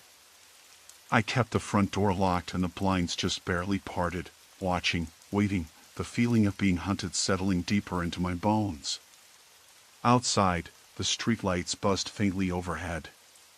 Somewhere down the block, a loose trash can rattled against the curb. And somewhere, I was sure, the man was watching. The evening started like any other Thursday. I was back home from work earlier than usual and decided to take the dog, Max, for a walk around the neighborhood. The sky was dimming, a dusky gray turning to navy, and the streetlights flickered on one by one. That part of town was usually quiet this time, kids off the streets, most neighbors indoors. The air was crisp, slightly biting, and I pulled my jacket tighter around myself as I clipped the leash to Max's collar. We left the house and turned left onto the cracked sidewalk that ran past the row of rickety mailboxes. Max sniffed eagerly at a pile of drying leaves, sending a small cloud of dust and debris swirling up in the fading light.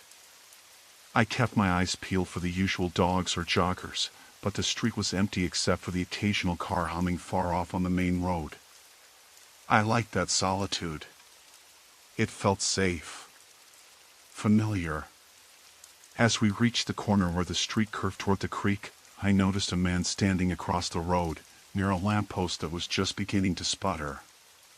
He was wearing a dark hoodie, the hood pulled tight over his head so I couldn't see his face clearly, but his posture was tense, rigid almost. He didn't move as I passed by, just stood there, gazing in my direction. Max crawled low in his throat, tugging slightly at the leash. I glanced at the man and tried to shake the feeling of unease creeping up my spine. "Hey," I called out, hoping to break whatever silence had settled. "You okay?" No response. I slowed down. The man shifted his weight, then took a step forward. Not toward me, but down the sidewalk, keeping pace with me from a distance. My heart picked up. I quickened my pace. So did he. I didn't want to panic. Maybe he was just someone out for a walk, or lost. But the way he matched my steps and kept his head down made me want to turn around. I glanced over my shoulder.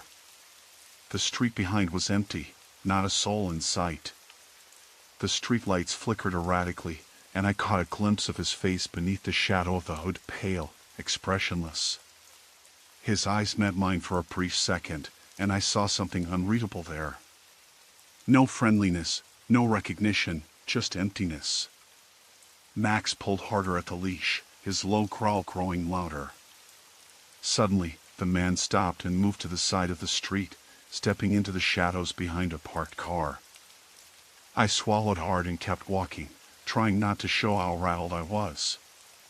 We passed the corner where the road turned toward the creek. The scent of damp earth and rotting wood filled the air. Up ahead, the streetlights ended, replaced by a cluster of tall pines that marked the edge of the woods. Beyond them, the creek flowed quietly, the water glinting faintly in the moonlight that was now emerging from behind the clouds. I decided to cut the walk short and head back home. When I turned to retrace my steps, I saw the man again, this time standing by the mailbox at the corner, still under the dim glow of the flickering lamppost. He was watching me, arms crossed over his chest. A cold knot settled in my stomach. I told Max to heel and started walking briskly towards him. The street was silent except for the click-clack of my boots on the cracked pavement and Max's paws padding close beside me. The man didn't move as I approached, just kept staring.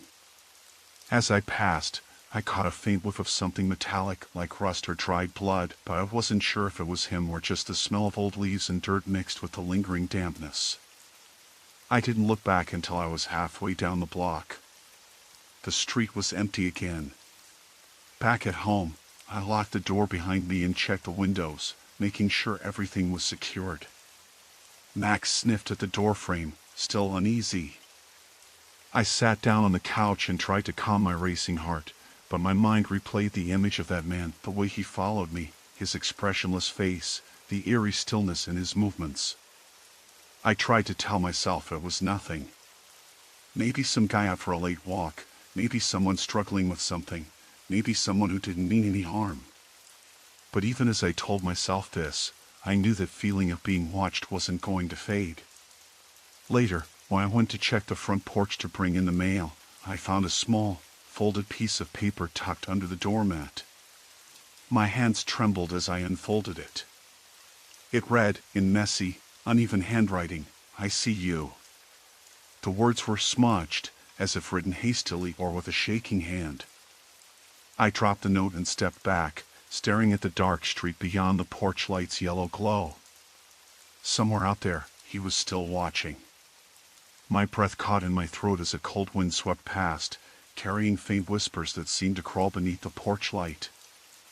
I wanted to call someone, anyone, but the phone upstairs was dead, no dial tone, just static. The street was empty, silent except for the distant howl of a dog. I locked the door behind me and backed away slowly, heart hammering like a drum in my chest. The feeling of ice drilling into me didn't lessen. If anything, it grew sharper, closer. I wasn't alone. Not by a long shot. A shadow shifted near the edge of the yard, too tall to be human, its shape warping like smoke in the moonlight. The night I decided to walk home from the late shift, the streetlights flickered unevenly along the cracked sidewalk, casting spots of dim yellow that barely reached the edges of the road. It was just a little after midnight, and the air was heavier than usual. The clouds had thickened, blotting out the stars, leaving the sky a bruised shade of purple-gray. I'd always preferred walking home when I could. It gave me time to think, to unwind after 12 hours in the fluorescent hum of the hospital. But that night, something felt off from the start. The walk should have been straightforward. My apartment was a little over 2 miles away, mostly through residential streets where the houses sat back with neat lawns and porch lights on timers. There was usually a night breeze, something to cut through the summer humidity, but the air was still, almost suffocating. Halfway through the route, I noticed a figure standing on the corner where Elm Street met Oak. He wasn't doing anything, just standing, slightly hunched, hands in the pockets of a dark jacket. The street lamp above him buzzed faintly, casting long shadows that made his face hard to see. I told myself it was nothing, probably someone waiting for a ride or a cigarette break. But my pace quickened. I passed him without looking back. The crunch of gravel under my boots was louder than usual, and my heartbeat clenched tight. Maybe I was overtired. Maybe my brain was painting threats where there were none. Still, the feeling of being watched crept under my skin. 10 minutes later, turning onto Maple Avenue, I thought I heard footsteps behind me. Not the steady rhythm of a casual walker matching my pace, but irregular, stopping and starting, then quiet again. I stopped, pretending to fiddle with my phone, glancing over my shoulder. The street was empty except for a parked sedan a few houses down. The street lamp nearest me flickered and went out. The sudden dark patch made me jump. I told myself to breathe. I told myself it was probably an animal or the wind. But when I started walking again, the footsteps resumed, just behind me, quickening when I did. My chest tightened with each step. I broke into a jog, pulling my phone from my pocket to call someone, anyone. The signal was weak, the screen stuttering between bars. My fingers fumbled with the buttons, and when finally the call connected, a voice on the other end, my sister, answered groggily. I kept my voice low, whispering a version of what was happening, then abruptly hung up before he could hear me. I ducked into a small park, hoping the playground's bright lights or the occasional car would offer some protection. The swing set creaked in the breeze, or was it? The air was colder here, cooler against my sweat-damp skin. A figure moved near the edge of the park, between two trees, just out of clear sight. I couldn't tell if it was the same man or someone else. I tried calling 911, but the call dropped before I could explain. The panic was rising, tightening my throat. I felt trapped between the dark streets and the shadowed park, nowhere to hide that wouldn't look suspicious or dangerous. My eyes darted between the street and the trees. The figure stepped forward slightly, revealing a pale face under a baseball cap, expression unreadable. I turned back towards the street, forcing my legs to move faster than I wanted. The footsteps followed, deliberately keeping distance but never stopping. I could hear the faint scrape of something metallic, maybe a knife sliding in a sheath. My imagination spiraled into worst-case scenarios, but I couldn't afford to freeze.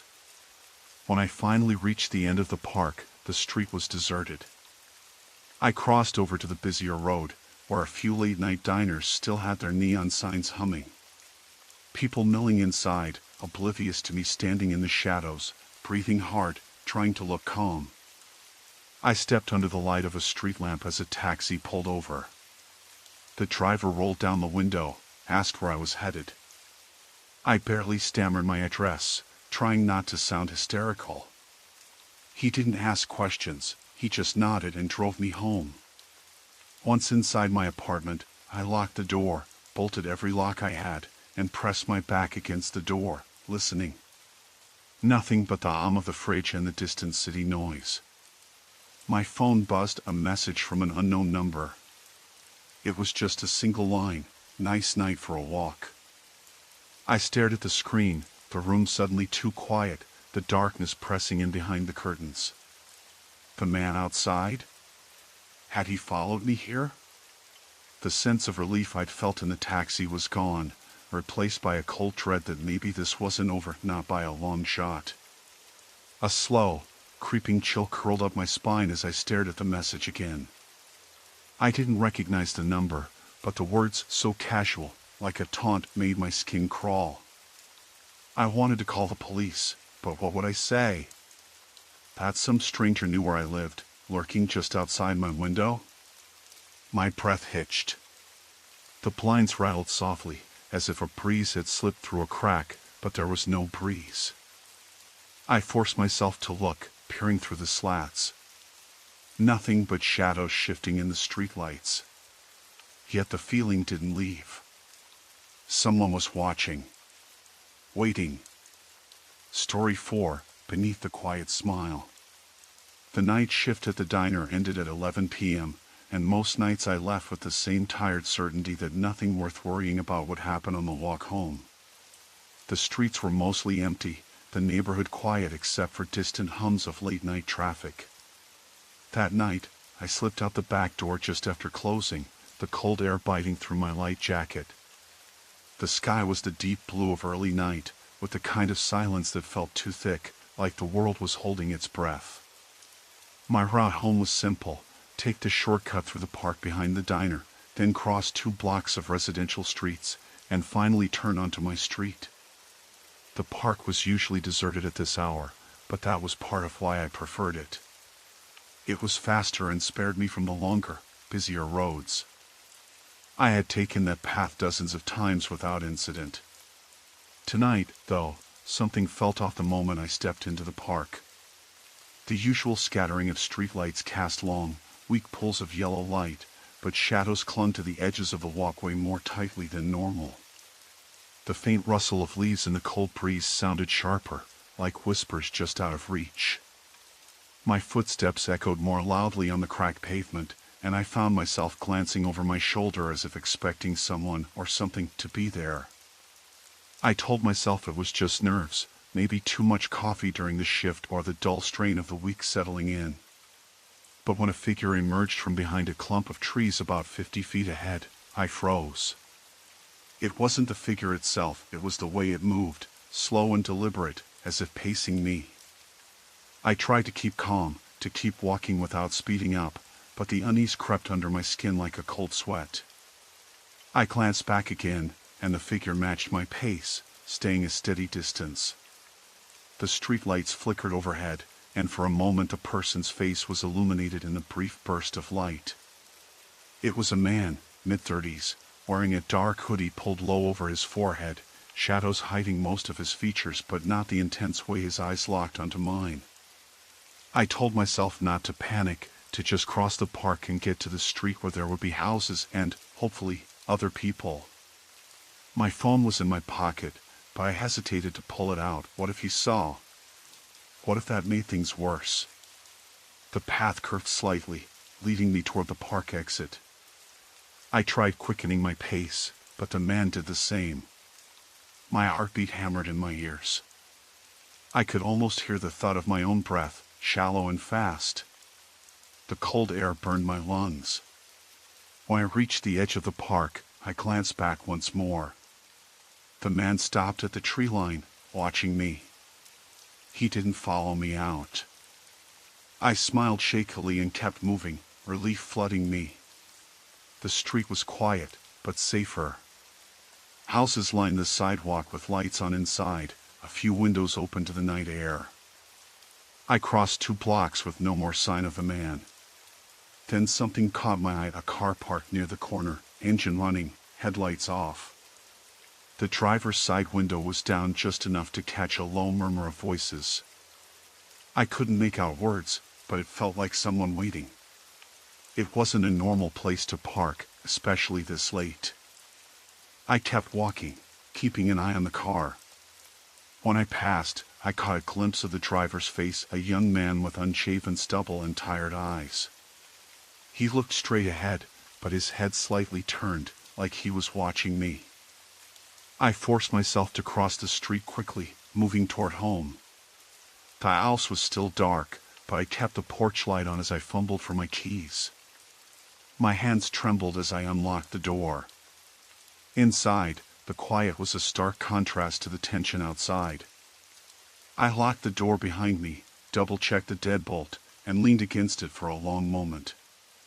My phone buzzed on the kitchen counter. A message from an unknown number, "Nice walk tonight." I stared at it, heart sinking. The message was simple, but the implication was anything but.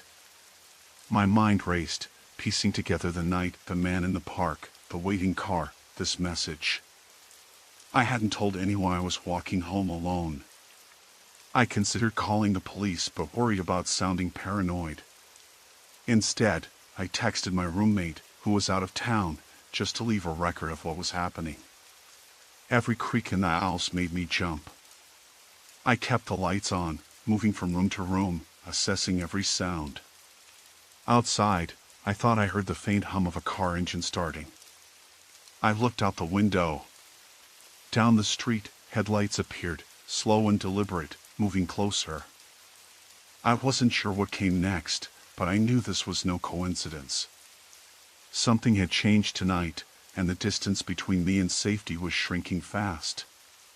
The headlights stopped just beyond the bend, casting long shadows that stretched like fingers across my front yard. My heart pounded in my chest, each beat a frantic drum urging me to act. I fumbled for my phone, fingers trembling, but the screen was dead, no signal, no charge. The hum of the engine grew into a low, menacing growl, and then a silhouette emerged, stepping into the pale glow.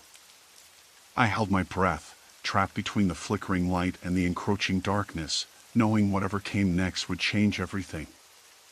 The morning started like any other Tuesday, gray and wet, the drizzle blurring the edges of the streetlights as I walked to the corner bus stop. I had just enough time to grab a coffee from the little cafe on Maple before catching the 7:15. The city was still waking up, and the streets smelled of wet concrete and exhaust. I tucked my hands deeper into my jacket pockets, my eyes scanning the usual crowd, a few early risers clutching mugs, a jogger looping around the block, the homeless man who always sat by the newspaper stand with his cardboard sign. I noticed the man before I recognized him. He was leaning against the brick wall a few feet from the bus stop, head down, shoulders hunched against the cold. Something about him struck me as off. His jacket was too heavy for the weather, a dark, bulky thing that seemed like it belonged more to a biker than a commuter. His jeans were stained at the knees, and his boots scuffed like he'd been walking through muddy fields, not city sidewalks. I glanced away, pretending not to stare, but I felt his eyes on me. When I looked back, he was watching me, not in the casual way people do when they think they've seen someone from somewhere else, but like he was trying to remember every detail. The bus stop was crowded enough that I felt a little safer, but the chill in the air felt sharper now. I thought about crossing the street, but the traffic was already building and I didn't want to be late for work. I gripped my bag strap a little tighter, reminding myself not to look like I was worried. Maybe he was just waiting for the bus too, and I was reading into it. The bus arrived with a hiss of air brakes and the familiar rumble. I stepped on, scanning for a seat near the front, where I liked to sit so I could see the driver and the door. The man followed, slipping on behind me just as I was settling into my seat by the window. He didn't get on right at the stop. He waited until the door was almost closed before ducking in, and when he took the seat across the aisle, he kept his head down, shoving his hands deep into his jacket pockets. The bus was filling up, the murmur of conversation and the scraping of shoes against the floor mixing with the hum of the engine. I tried to focus on the city passing by, the shuttered shops, the flickering neon signs, the occasional splash of color from a graffiti tag. But I caught him looking at me again, that same intensity in his gaze. I shifted in my seat, moving my bag onto my lap so my hand rested near the zipper. My heart was starting to beat a little faster, the way it did when I was alone in an unfamiliar alley or walking home late after a night shift. I told myself to breathe, to stay calm.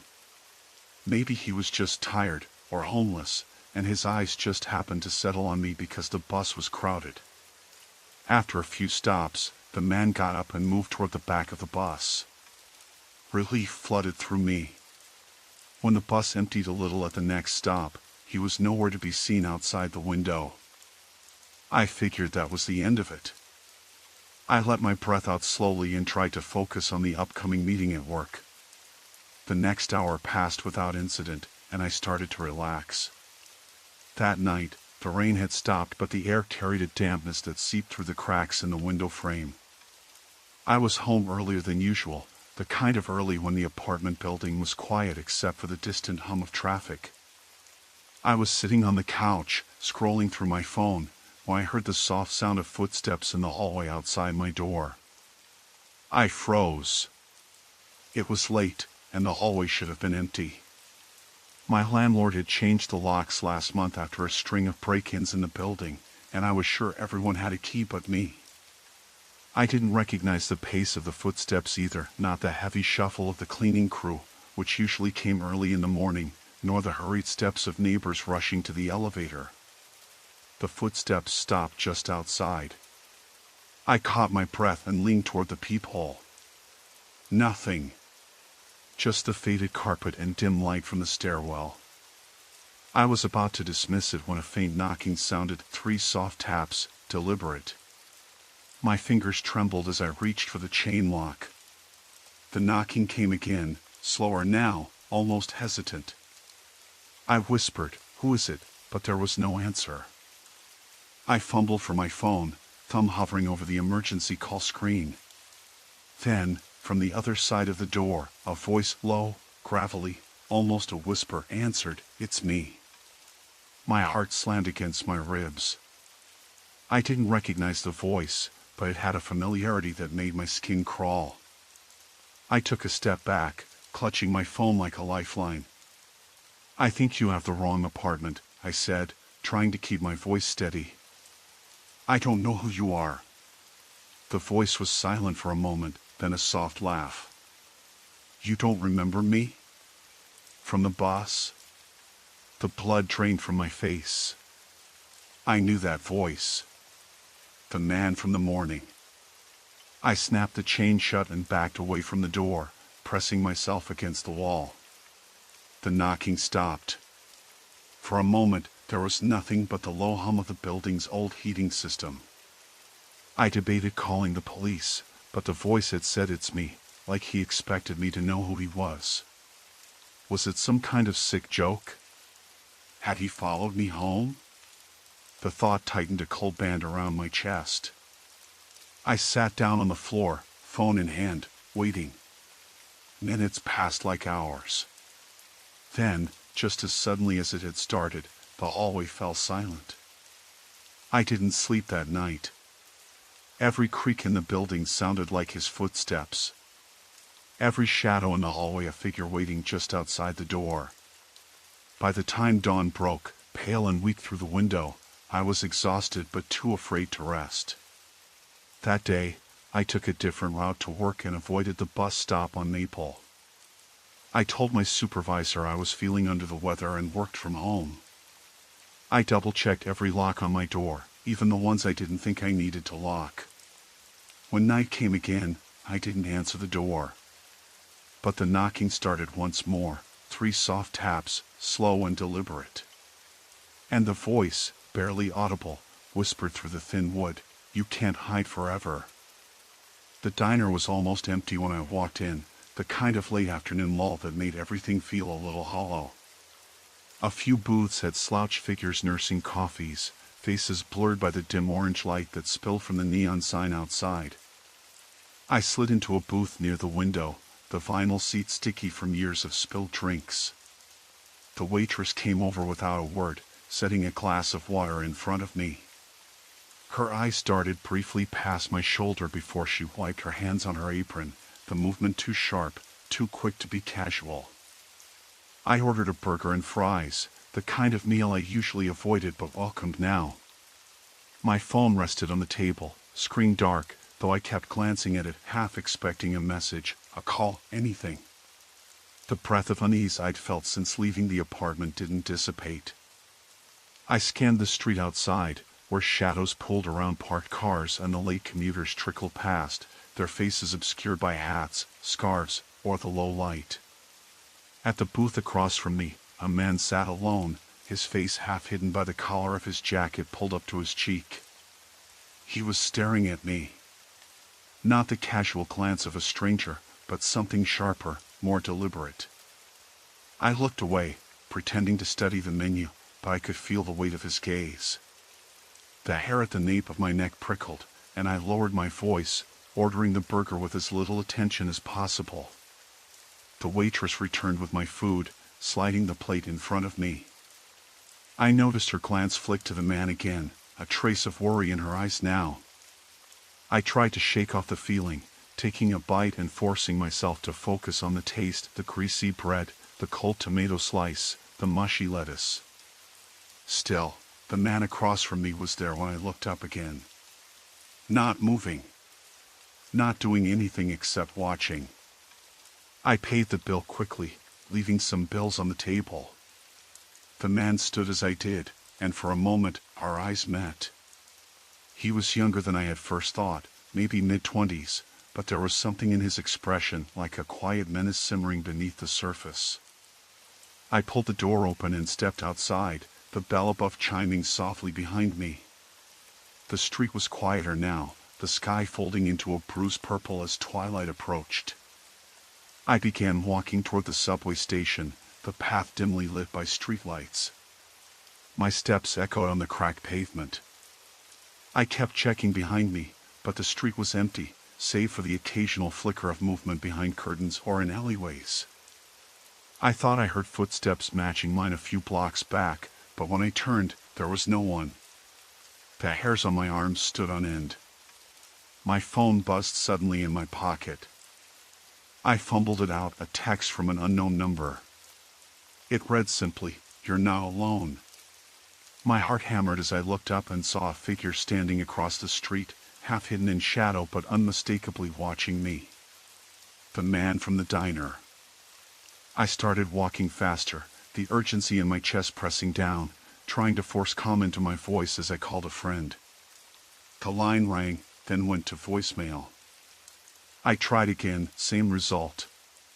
The streetlights flickered overhead, the faint hum of electricity mingling with my shallow breaths. I needed to get somewhere safe. The subway was only a few minutes away, but those minutes stretched like hours. The man began crossing the street toward me at a measured pace, his hands shoved deep into his pockets. I ducked into a small convenience store, the bell jingling as I entered, and felt a momentary relief inside the fluorescent-lit space filled with buzzing freezers and cluttered shelves. The cashier, a middle-aged woman with tired eyes, locked the door behind me. I told her quietly about the man outside. She nodded, acting like this wasn't the first time something like this had happened. "Call the cops," she said, her voice low. "But they'll say there's nothing they can do until he actually does something." I nodded, pulling out my phone again. I dialed 911. My voice was steady, but I could feel the tremor underneath. "Someone's following me," I said. "Outside the convenience store on Maple, a man from the diner, he's been watching me." The operator asked questions I barely heard. I watched the door, the man's figure now pacing just beyond the glass. His shadow stretched long under the streetlight, fingers twitching occasionally. He wasn't shouting or waving, he was waiting. The operator told me officers were on their way. Minutes crawled by. The cold from the store seeped through my jacket, and I rubbed my arms, trying to keep warm. The man finally stopped pacing and leaned against the building opposite the store, head tilted as if studying me. The police arrived suddenly, their patrol car's headlights cutting through the dark. The man stepped back into the shadows as two officers got out. I gave them my statement, explaining everything between bites of nervous breath. They walked across the street to talk to the man, who was silent, expression blank.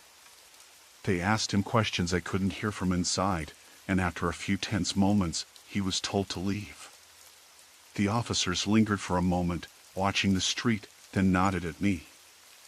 "You're safe now," one said. I forced a laugh, the sound hollow.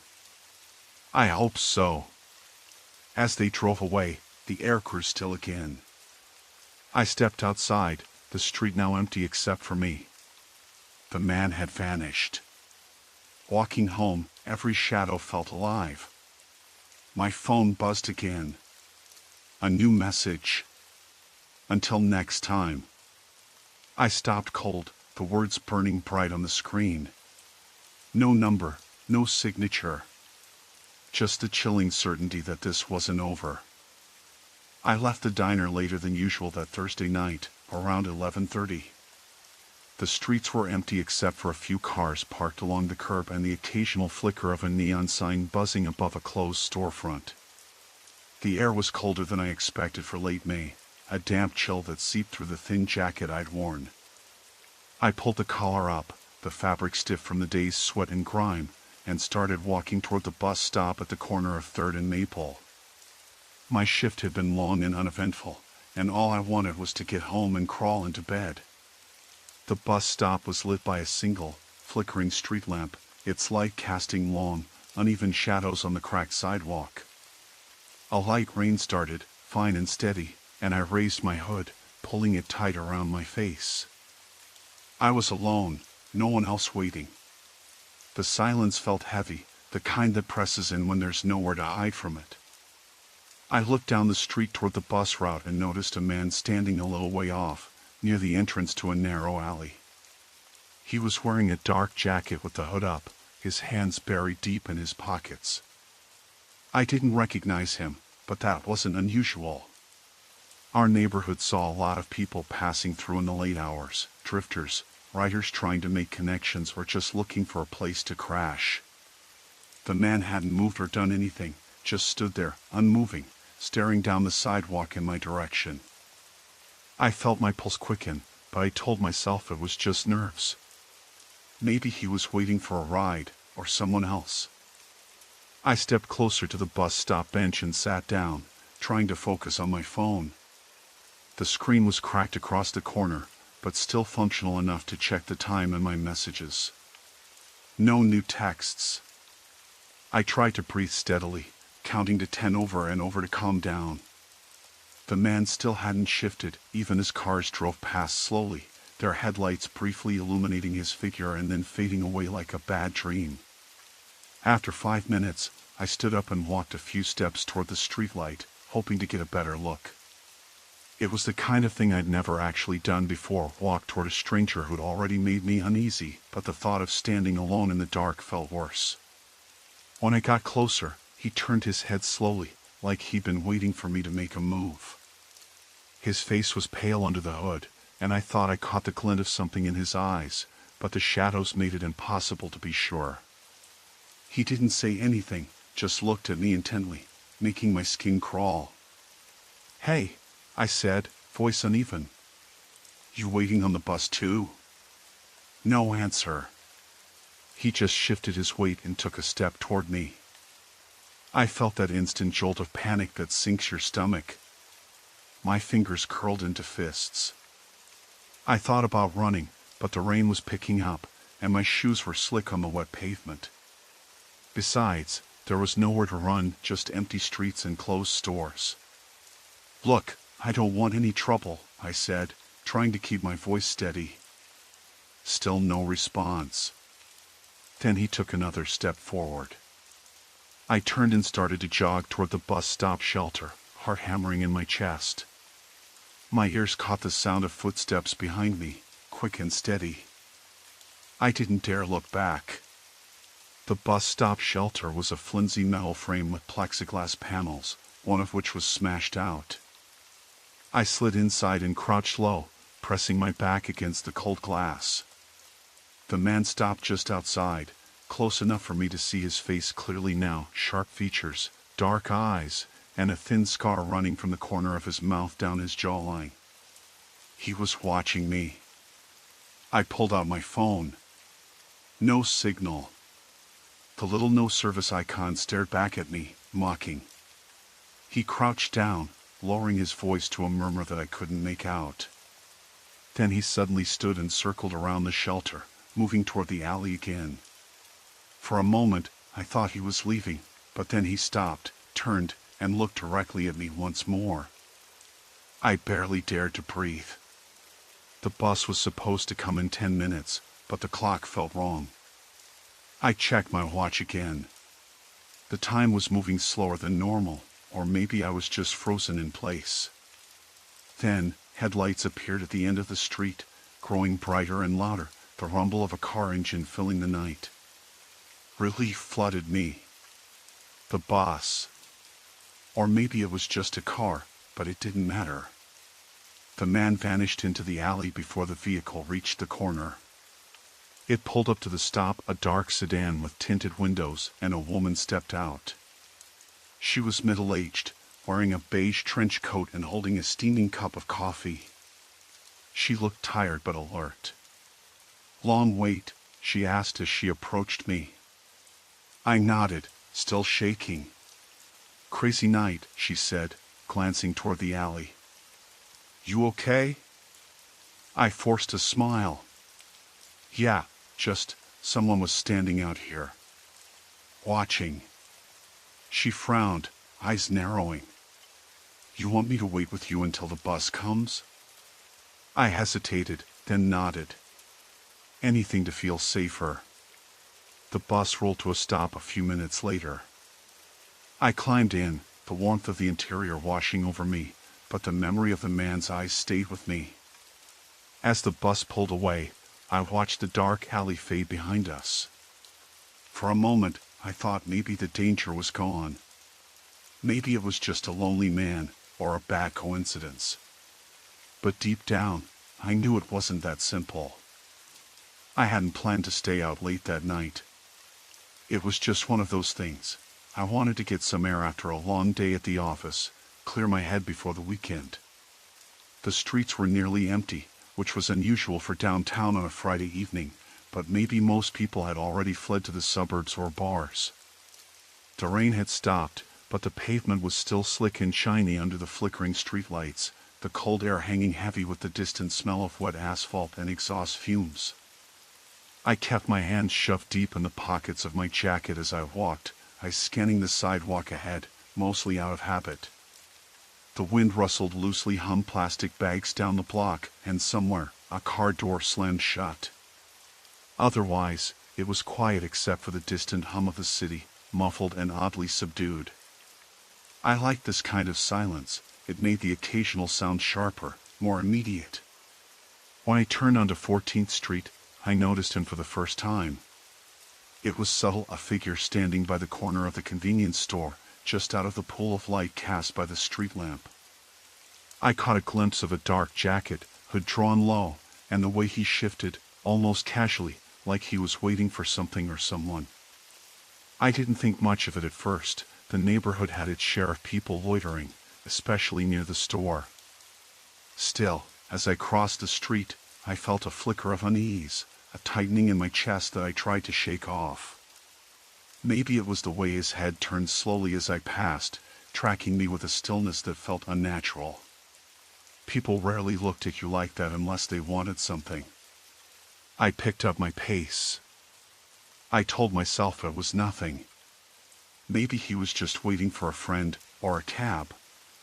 I tried to focus on the sound of my boots splashing in shallow puddles, the crunch of gravel underfoot. The streetlight ahead flickered again, and in that brief dark, I thought I heard footsteps behind me. I glanced over my shoulder. The street was empty except for a few parked cars and the figure, still standing there. Not following, just standing. A chill slid down my spine despite the jacket. I walked faster, turning onto a narrower street lined with brownstones.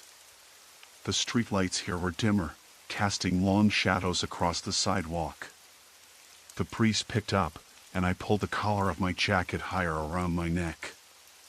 My phone buzzed. I fumbled it out of my pocket and saw a text from Mia. "You almost done? Need a ride home?" I typed back quickly, "Almost. Just out for a walk." I pocketed the phone, but the buzz from the vibration lingered in my palm.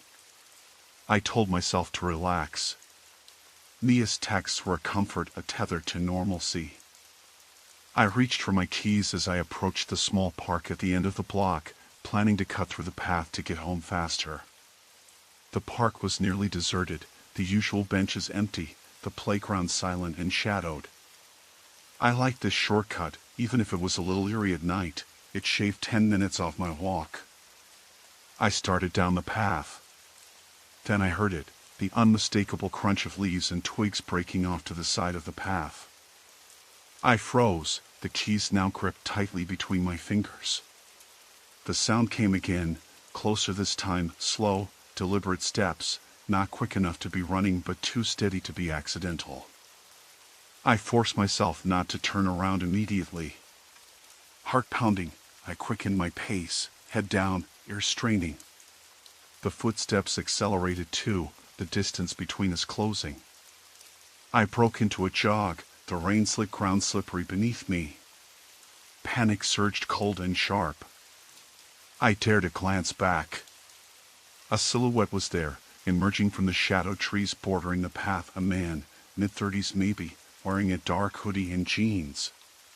His face was obscured by the low light, but the way he moved was purposeful, not random.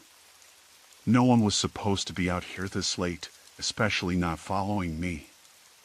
I tried to steady my breathing, telling myself to stay calm, to think. My phone was still in my jacket pocket. I fumbled for it. The screen lit up as I swiped it open, fingers trembling. I hit the emergency call button. 911, what's your emergency? The voice on the line was calm, professional. There's someone following me, I whispered, voice cracking. I'm in the park at 14th and Maple. The dispatcher's voice was immediate. Do you see them? Are they approaching? Yes, I said, slowing my pace in a desperate attempt to look less frantic. They're right behind me.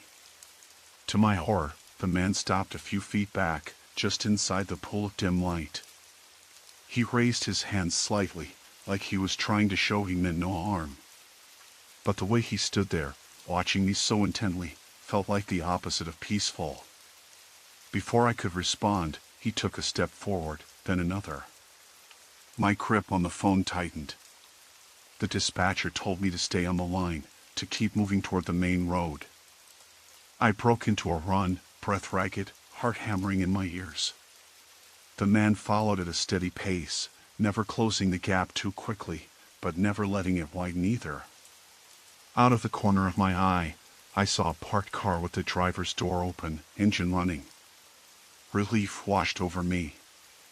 Someone was nearby, someone who could help. I sprinted toward the car, shouting for attention. The man paused, watching, then turned and disappeared back into the shadows of the trees. I collapsed into the driver's seat.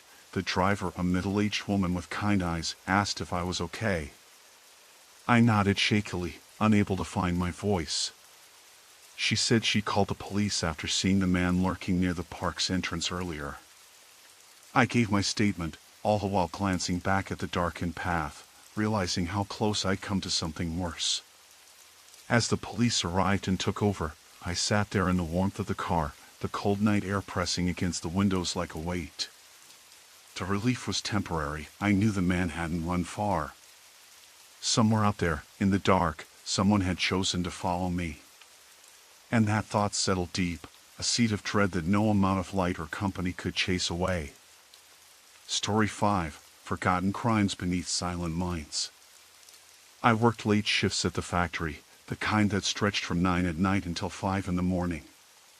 Tonight, like most nights, the parking lot outside was nearly empty, except for my small, beat-up sedan and a few other cars huddled under the broken streetlights. The air was thick with humidity, the kind that made your clothes stick to your skin and turned the shadows into pools of wet darkness. I fumbled with my keys, my fingers clumsy from the day's exhaustion, and finally got the door unlocked. I was halfway to my car when I noticed him. At first, I thought it was just another tired worker heading home, but the way he stood at the edge of the lot, just beyond the reach of any light, made me pause. His figure was tall and broad. Something about the way he shifted made me uneasy. He wore a dark hoodie pulled low over his forehead, though I could make out the faint outline of a face. I didn't recognize him. That alone wouldn't have been cause for alarm. Strangers showed up at all hours around here, but he wasn't walking toward the exit like the others. Instead, he stayed still, watching. I tried to shake off the feeling and hurried across the cracked pavement. The uneven surface caught my heel, and I stumbled slightly, cursing under my breath. My heart was kicking against my ribs, not from the stumble, but from the growing sense of being watched. I glanced back. The man hadn't moved.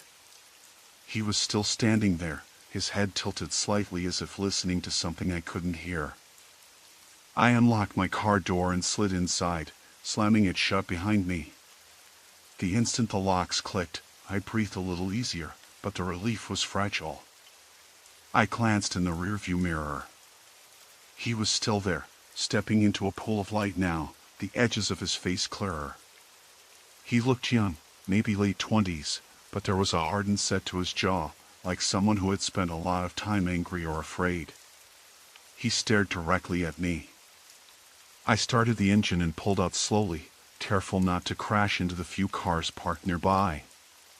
The lot was eerily silent except for the hum of my tires on the asphalt and the distant buzz of neon lights from the factory's sign. As I reached the exit, I saw him walk toward the street, not following the sidewalk but cutting across the grass, his pace steady. I hesitated, then pressed the accelerator harder, eager to put distance between us. The road to my apartment was a narrow one, flanked by dense woods on either side. Trees leaned over the asphalt like dark sentinels, their branches tangled and thick. I kept my windows up and the doors locked, eyes darting to the side mirrors, but I didn't see him anywhere. Still, the pit in my stomach wouldn't fade. About halfway home, my phone buzzed in my pocket. I fished it out with one hand while steering with the other. It was a text from an unknown number. "Did you see me?" I froze, the hairs on the back of my neck prickling. The message was simple, but the implications twisted inside me like a knife. I didn't reply. My hands tightened on the wheel and I checked the rearview mirror again. Nothing. When I pulled into the parking garage beneath my apartment, I noticed something else. My car's rearview mirror had a smear of what looked like dirt or grease. I wiped it off with my sleeve, trying to convince myself it was nothing. Maybe some branch from the overgrown trees, or grime from a passing truck. But the message, the man standing in the dark, it all felt connected. I rushed into the elevator, pressing the button for the 10th floor. The ding was deafening in the enclosed space, and I focused on the faint hum of the cables, trying to steady my breath. The door slid open, and I stepped out into the dim hallway. My apartment door was locked, but I double-checked anyway. The bolt was fully extended. Good. I pushed inside and locked it again from the inside. The deadbolt clicked firmly, a small comfort. The lights were off except for the kitchen lamp casting a pale glow. I flipped on the overhead light. My apartment looked normal, lived in. Nothing was out of place. I started to tell myself it was all in my head. The man in the parking lot might have just been someone waiting for a ride, or someone lost. The text a prank from a wrong number. But then my phone buzzed again. Why don't you answer me? I stared down at the screen, heartbeat thudding painfully loud in my ears. My fingers hovered over the keyboard, but I didn't respond. Instead, I turned off the phone and tossed it onto the counter. I kept the lights on and sat on the far edge of the couch, where I could see the door clearly. The air felt thick, almost suffocating. Every small sound, the hum of the refrigerator, the faint creak of the building settling, felt amplified. I pressed my palms to my temples, willing myself to relax. After an hour, I convinced myself it was over. Maybe the man had left a lot. Maybe the messages were just a cruel joke. I texted my roommate to check in, her reply calm and distant, but reassuring. I went to the window for a breath of fresh air. Outside, the street lamps flickered in the humid night, and the woods stood silent and dark. Somewhere far away, a dog barked. And then I saw him. Across the street, just beyond the trees, the same figure stood motionless in the shadows. His head lifted as if he sensed me watching. He didn't move for what felt like forever, then turned and disappeared into the blackness. I pulled the curtains closed, locked the windows, and sat back down, every muscle tight with fear. The quiet wasn't peaceful anymore, it was waiting. Waiting for something I couldn't see but could feel creeping closer. The bus pulled away from the terminal just as the last light of dusk slipped below the horizon. The sky was a bruised mixture of purples and grays, and the streetlights sputtered on one by one along the highway. I sat near the back window, my knuckles pale around the strap of my backpack, staring out at the slow crawl of trees and billboards. The bus was nearly empty, except for a handful of tired commuters and a man who had taken the seat across the aisle from me. He looked ordinary enough, mid-30s, scruffy dark hair, wearing a worn leather jacket and faded jeans. But there was something off about the way he kept glancing over, his eyes flickering with a strange intensity that made my skin crawl. When I caught him looking, he'd quickly turn his gaze forward, pretending to focus on the road ahead or the glowing screen of his phone. I tried to brush it off, telling myself it was just paranoia. I'd been on edge since earlier that morning, and the long day hadn't helped. The bus rattled over a pothole, and a jolt sent a shiver through me. The man didn't flinch. Instead, he shifted slightly, just enough for me to catch a scent of something faint and unpleasant, like stale tobacco mixed with something metallic, maybe sweat.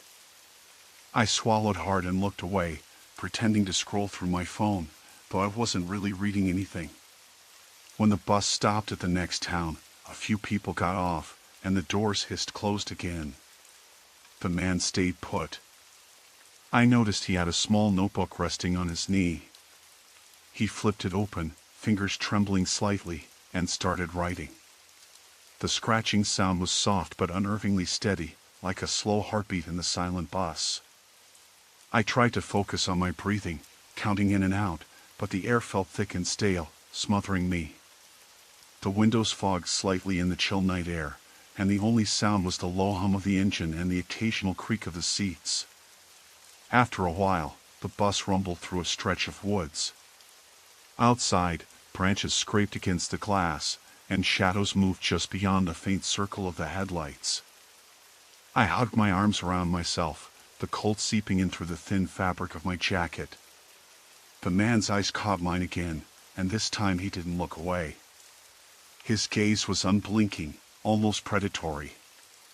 I shifted in my seat, trying to put more distance between us, but the aisle was narrow and the bus nearly empty. The hum of the engine filled the space awkwardly, but he remained silent. I wondered if he was talking to himself in the notebook or writing down someone's name. My heart thudded painfully in my chest. The bus slowed as it approached the next stop, a small, unlit station surrounded by dense trees. The man closed the notebook quietly and stood up just as the doors hissed open. His movement was smooth, deliberate. He stepped off the bus, and for a fleeting moment, I thought he might be heading away from me, but then he turned sharply and looked straight at me again. I didn't move until the bus had pulled away from the stop. I kept my eyes glued to the window, watching the dark figure disappear into the woods. The tail lights faded, swallowed by the night.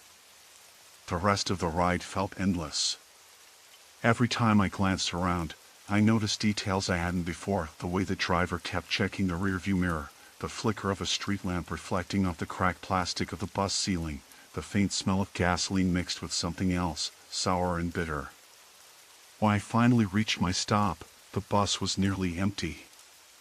I gathered my things quickly and stepped onto the cracked pavement.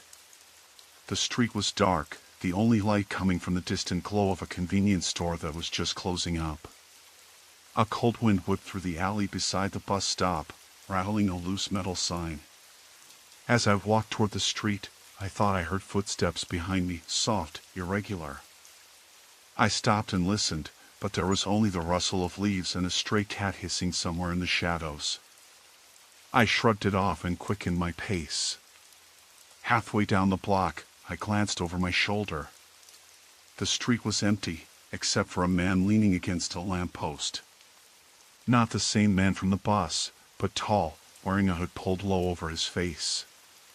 He didn't move, didn't look at me. It was like he was waiting, watching. I tried to keep calm, crossing the street to put some distance between us. The man didn't follow. Still, the feeling of being watched settled over me like a weight, knotting my stomach. At my apartment building, I fumbled with my keys, hands trembling. The hallway was dim, the flickering fluorescent light buzzing overhead. I glanced quickly behind me before sliding the key into the lock and pushing the door open. Inside, I locked the door immediately and leaned against it, heart pounding so hard I thought it might burst out of my chest. The silence was thick, but safe. I took a deep breath and tried to tell myself it was just my imagination getting the better of me. Then, from the other side of the door, I heard a faint tapping sound. Slow, deliberate. Like someone knocking. I froze. The tapping came again. My fingers hovered over the deadbolt. I didn't want to look through the peephole, scared of what I might see. The tapping stopped.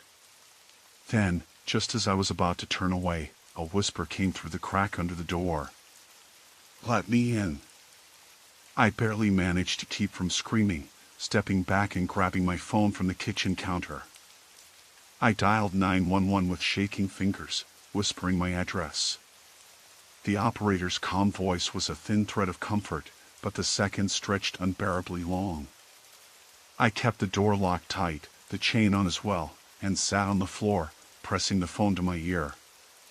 Outside, footsteps retreated down the hall. I waited until I heard the front door slam shut before I dared to breathe again. The night stretched ahead, long and brittle, and I knew this wasn't over. Not by a long shot. I had never thought of the bus stop as a place where anything could go wrong. It was just a patch of cracked concrete, a faded blue bench, and an old shelter made of rusting metal and scratched glass. At night, it was usually deserted except for the occasional late shift worker or the kids coming home from the bars. That night, I found myself waiting there after my shift at the diner. It was past midnight, and I was tired, my bones aching from standing on cold tile for 8 hours. My breath fogged in the chill air, and I wrapped my jacket tighter around myself, hunching forward against the wind. The bus was late. I checked my phone again, no signal. It was a frustrating, familiar feeling, standing there in the dark with only the dull glow of the street lamp overhead. The light flickered once, then steadied.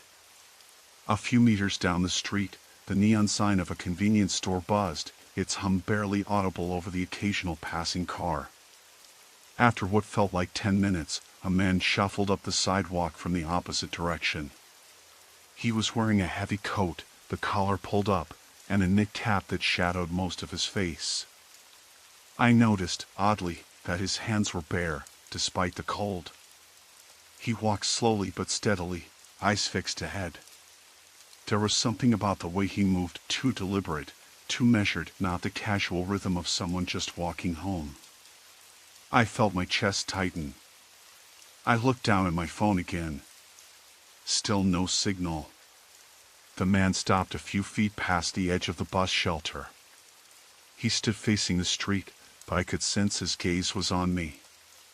I tried not to meet his eyes. My fingers curled into fists, and I told myself I had no reason to be afraid. Sometimes, strangers just happen to be walking the same way at the same time. I needed to calm down. The bus was supposed to come any minute. I told myself that over and over. The man shifted his weight, and when he did, the coat slipped to the side slightly, revealing a glimpse of something dark at his waistband. My heart lurched. Was that a knife? A gun? I wasn't sure, and the uncertainty gnawed at me like cold water. I tried to step onto the bench, to get off the ground and feel less vulnerable, but it creaked loudly under my weight. The man glanced over at me, then back to the street. I realized he had been watching me the whole time. I considered moving, maybe crossing to the other side of the street, but I was pinned by indecision. The bus stop was my only shelter. The streetlights didn't reach far beyond the curb. Any other place I could run would be swallowed in darkness. I told myself he might just be waiting for the bus too, or maybe for a friend. Nothing about his behavior screamed immediate threat, but the unease was like a cold finger tracing down my spine. My fingers grazed the edge of my pocket, where I had my keys. I clutched them tightly, the metal cool against my palm. I tried to look casual, but my body was tense, every nerve alert. The silence stretched. No cars passed. The street lamp flickered again, and the man shifted position, stepping closer to the shelter. His breath rose in small clouds. I heard a low murmur, almost like a whisper, but the wind was picking up, and I couldn't be sure. It sounded like he said my name. I froze. I had never told anyone at work where I lived. How could he have known? I flashed back to the day I missed my connecting train and had to walk through the neighborhood late at night. The man's face was vaguely familiar now. Maybe I had seen him before, around the diner or the bus stop. But if I had, I never thought much of it, and I certainly didn't think he was dangerous. The bus finally appeared, its headlights cutting through the night like a promise. Relief flooded me. I stood up, ready to get on and leave this place behind. But as I reached out for the railing, the man stepped forward, blocking my path. "Hey," he said, voice low and calm, "we need to talk."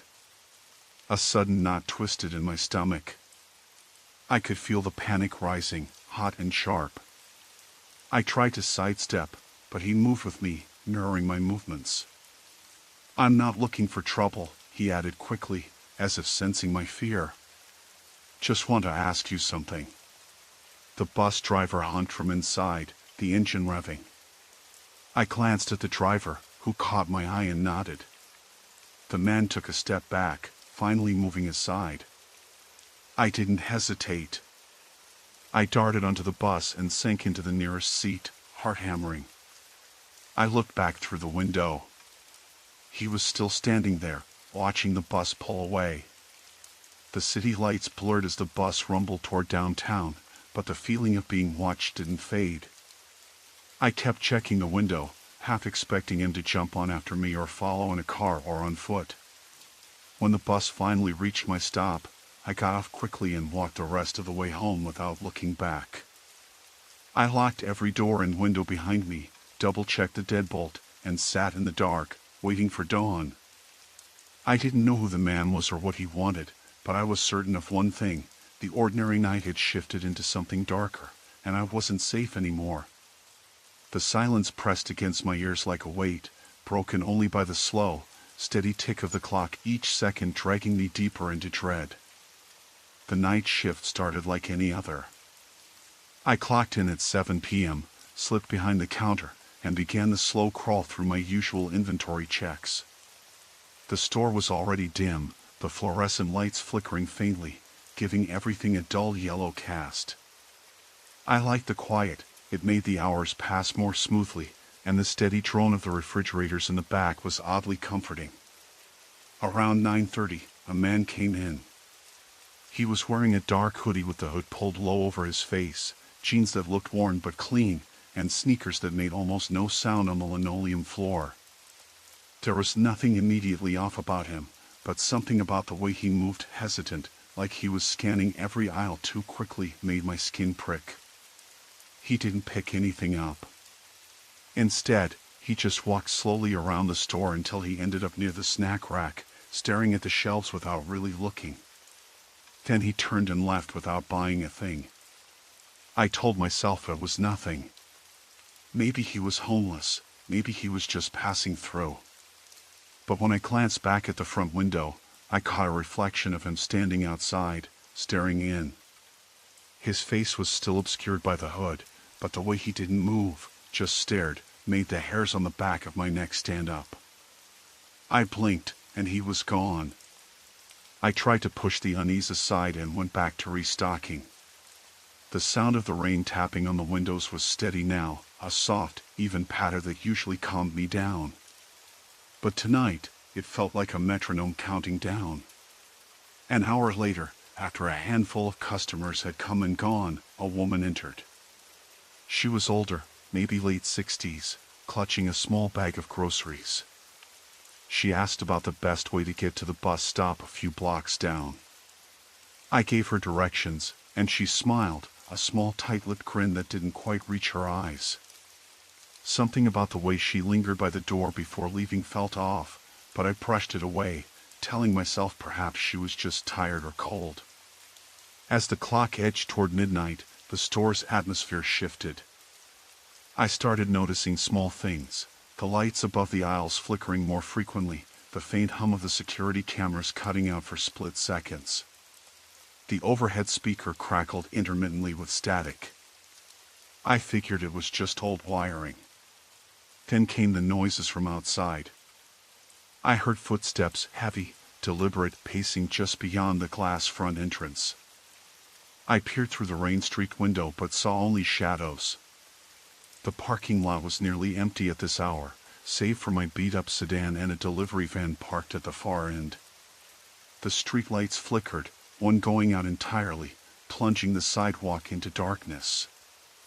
I locked the door again, even though it was already locked. My hands trembled slightly as I checked the bolt. I told myself I was being paranoid. But then, the footsteps began circling the building. I ducked behind the counter and reached for the phone. The line was dead. No dial tone. I tried the cell, but the screen was blank, unresponsive. No signal. The rain had picked up, muffling sounds, but I could still hear the unmistakable rhythm of someone walking, slow enough to be deliberate but fast enough to suggest impatience. The man in the hoodie was back. I caught a glimpse of him as he passed the window again, his face still hidden, but his eyes, cold, sharp, were visible just beneath the edge of the hood. He stopped, turned, and looked straight at me. My breath hitched. I slipped into the stockroom through the back door behind the counter. The cramped space smelled of cardboard and stale dust. I locked the door and crouched behind a pile of empty boxes. My heart hammered so loudly I was sure the man outside could hear it. The footsteps stopped outside the stockroom door. A slow, deliberate knock. Then silence. I held my breath. The knock came again, softer this time. I whispered, "Go away," though I knew it was useless. The man's voice, low and calm, almost conversational, came through the door's thin wood panel. "I just want to talk." My fingers curled into a fist, nails pressing into my palm. I didn't trust him. I didn't want to talk. I wanted to disappear. Minutes passed. The knocking stopped. I dared to peek through the crack under the door. The floor was wet from the rain tracking in, and outside the door, the man's shadow lingered, shifting like a dark stain. I wasn't safe. I hadn't been safe since he first stepped into the store hours ago. My phone buzzed suddenly in my pocket, a text message. I froze. The screen lit with a single line, "You shouldn't hide." I swallowed hard, the dread thick and suffocating. The message was from an unknown number. I had no idea how they'd gotten my contact, but the timing was too precise to be a coincidence. And then the lights went out completely. The store was plunged into darkness, save for the blur of red exit signs and the relentless pounding of rain. The man started banging again, harder this time. The back door rattled under his weight. I scrambled to the front, hands searching blindly for the emergency alarm button. I found it and pressed it. A piercing siren filled the store, shattering the silence, sending a shockwave through the night. The banging stopped abruptly. The footsteps fled. I listened, the deafening alarm drowning out the rain and the pounding of my own heart. Outside, sirens wailed in the distance. I stayed frozen behind the counter, clutching the radio, waiting for the police. But when they arrived, the man was gone. The rain had washed away his footprints. For now. I had never thought much about the late shift at the diner before. The rhythm of it was simple: pour coffee, refill pies, take orders from the rare night owl or trucker passing through. It was the kind of work that let your mind wander and your eyes droop just enough to keep you from going completely numb. But that night, as I pulled on my jacket and stepped into the parking lot, the usual familiarity felt off, like a half-remembered dream slipping just out of reach.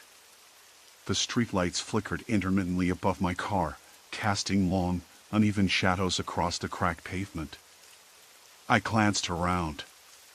The lot was mostly empty except for the rusted-out Chevy near the far edge. It had been there all day, I realized, because I'd seen it when I took my break earlier. The driver's side window was rolled down halfway, an odd detail I hadn't thought much about until that moment. It made me uneasy for some reason, too exposed, too careless. I walked faster, keys in hand, my heels clicking against the concrete. The diner's neon sign buzzed quietly above the door.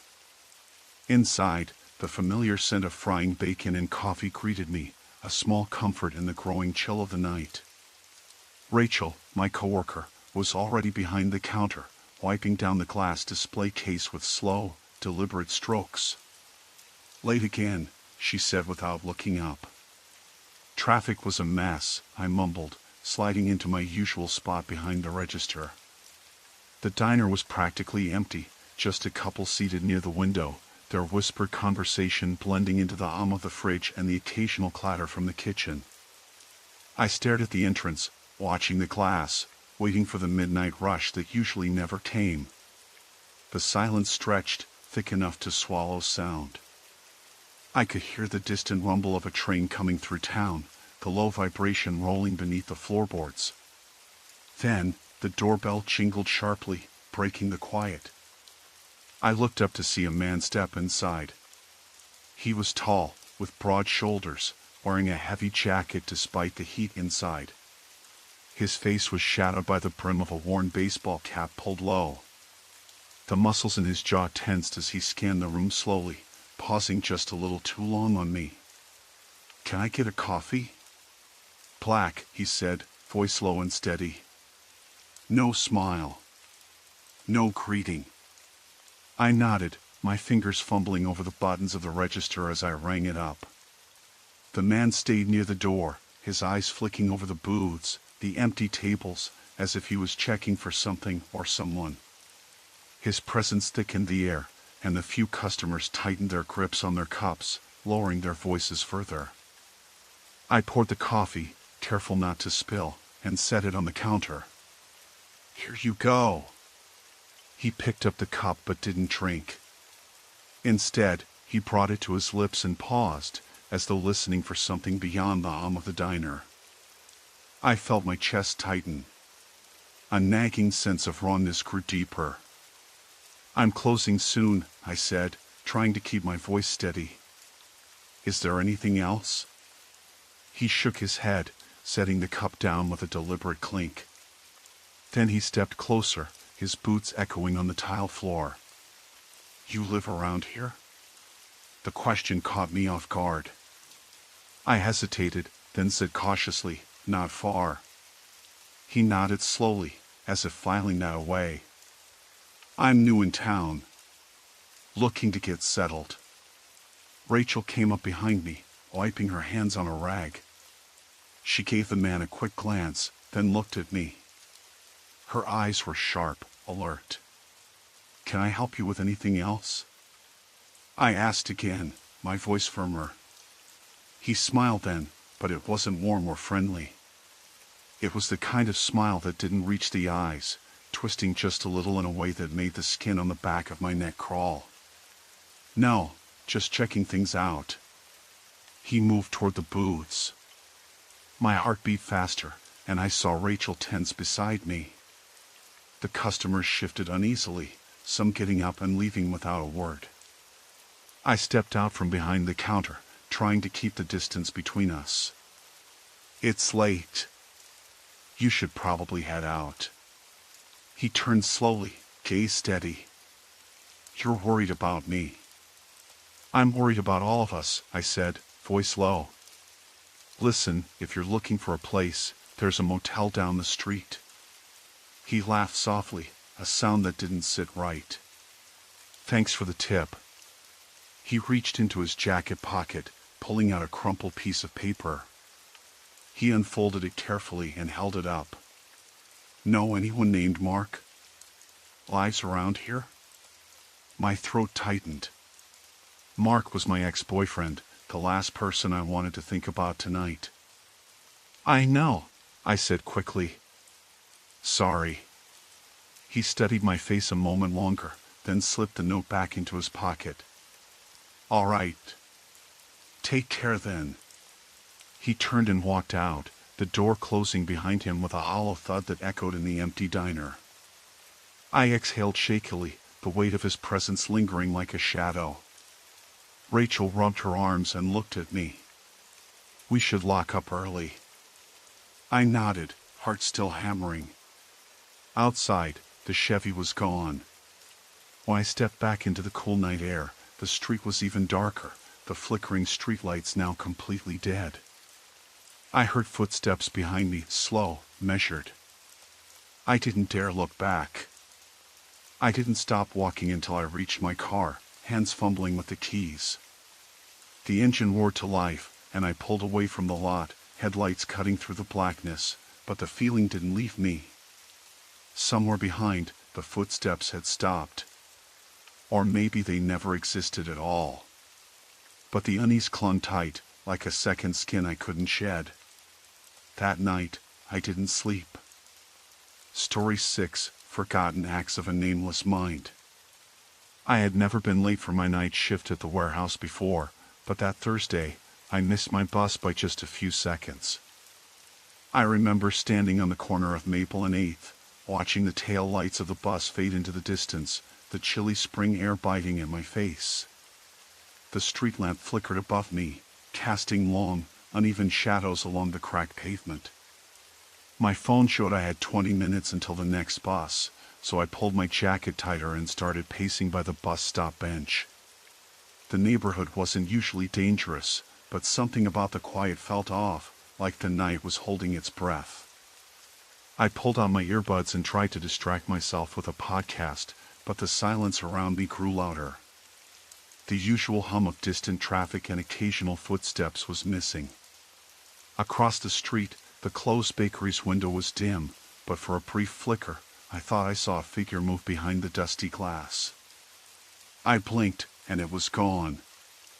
I told myself it was just a trick of the light or my imagination playing tricks because I was alone and tired. The bus rolled up finally, and I climbed aboard, grateful to be moving again. The bus was nearly empty, save for a man in his 60s sitting near the back, hunched over a newspaper. His eyes flicked up briefly when I sat down, but I caught the faintest shadow of a smile that didn't quite reach his eyes. I chalked it up to tiredness and kept my gaze forward, the dull route signs and dim interior lights blinking past as we pulled out. When I got off at the warehouse stop, it was just past midnight. The street was deserted, except for the flickering neon sign of the 24-hour diner across the street, its buzz settling into a low, almost humming vibration in the air. I crossed quickly, the sharp tap of my boots on the sidewalk sounding too loud in the near silence. I was halfway to the warehouse entrance when I caught movement in the diner's window. It was the same man from the bus. He was staring at me. I froze for a moment, heart skipping a beat, then forced myself to keep walking. Maybe he was just waiting for a late-night coffee. I reached the warehouse door, but the security keypad was blinking red. I swiped my card again, slower this time, noticing my hands were shaking. The door clicked open, and I stepped inside, the cold air of the interior hitting me like a wall. The warehouse was cavernous, rows of metal shelves stretching into darkness. My footsteps echoed as I moved toward the main office. I locked the door behind me with a loud snap, the sound seeming unnaturally loud in the stillness. As I started my shift, I kept glancing at the windows. The parking lot outside was mostly empty, but I noticed a solitary figure pacing near the far edge, just beyond the reach of the lights. I squinted, trying to get a better look. The figure moved closer to the entrance, then retreated, pacing back and forth with slow, deliberate steps. I told myself I was overreacting. Maybe it was a late worker or a night owl. Still, I felt an icy knot tighten in my stomach. An hour later, just as I was finishing my inventory check, the warehouse lights flickered twice and then dimmed, settling into a weak, yellow glow. The hum of the fluorescent bulbs changed pitch. I frowned and walked over to the breaker panel. As I reached for the switch, the overhead speaker crackled faintly, then a soft voice hissed something I couldn't quite make out. My breath caught in my throat. The warehouse was supposed to be empty aside from me. I pressed the button to call the security office, but the line was dead. I backed away from the panel, heart pounding. That's when the sound came again, footsteps, slow and deliberate, echoing off the metal shelves from somewhere deep inside the warehouse. I wasn't alone. I grabbed a flashlight from the wall mount, its beam cutting a narrow path ahead. Moving carefully, I followed the echoes, my hands trembling. The footsteps stopped abruptly. I held my breath, shining the light down the nearest aisle. Nothing. No movement, no sound. Then, just as I was about to turn back, I heard a sharp scrape, like something dragged across the concrete floor. I swung the beam toward the noise, catching a glimpse of a shadow slipping behind a stack of crates. I swallowed hard, unable to tell if I should run or hide. My phone buzzed in my pocket, a message from an unknown number. "You shouldn't have come tonight." The words burned through me like ice. I fumbled to unlock my phone, but the screen went black. The battery was dead. I never let it get below 30%. Behind me, a sound, soft, deliberate breathing. I didn't look back. Instead, I sprinted toward the main office, slamming the door and locking it. My heart hammered so loud I was sure it would give me away. I grabbed the desk phone, but the line still showed dead. Then, the warehouse lights went out completely. The only light was the weak red glow of the emergency exit sign above the door and the faint light of a flashlight beam moving slowly toward the office window. I pressed my back against the door, hands shaking uncontrollably. The handle rattled, a slow, deliberate shake, then stopped. For a long moment, nothing. Then, a low voice, barely above a whisper, drifted through the glass. "We don't have to do this. Just come out." The voice was calm, but there was something in it that made my skin crawl. I stayed silent, the darkness pressing in on every side. Outside, Footsteps paced back and forth again. Minutes later, the emergency lights flickered and the power came back with a hum. I exhaled sharply, relief crashing over me. I called the police, my voice unsteady as I reported the break-in. They said they were sending someone immediately. I sat in the locked office, every shadow suddenly a threat. Outside, the pacing stopped. For now. But I knew this wasn't over. The hum of the fluorescent lights overhead buzzed faintly, a constant backdrop to the midnight shift at the convenience store. I had been standing behind the counter for nearly 3 hours by then, my eyes flicking between the register screen and the deserted street beyond the glass door.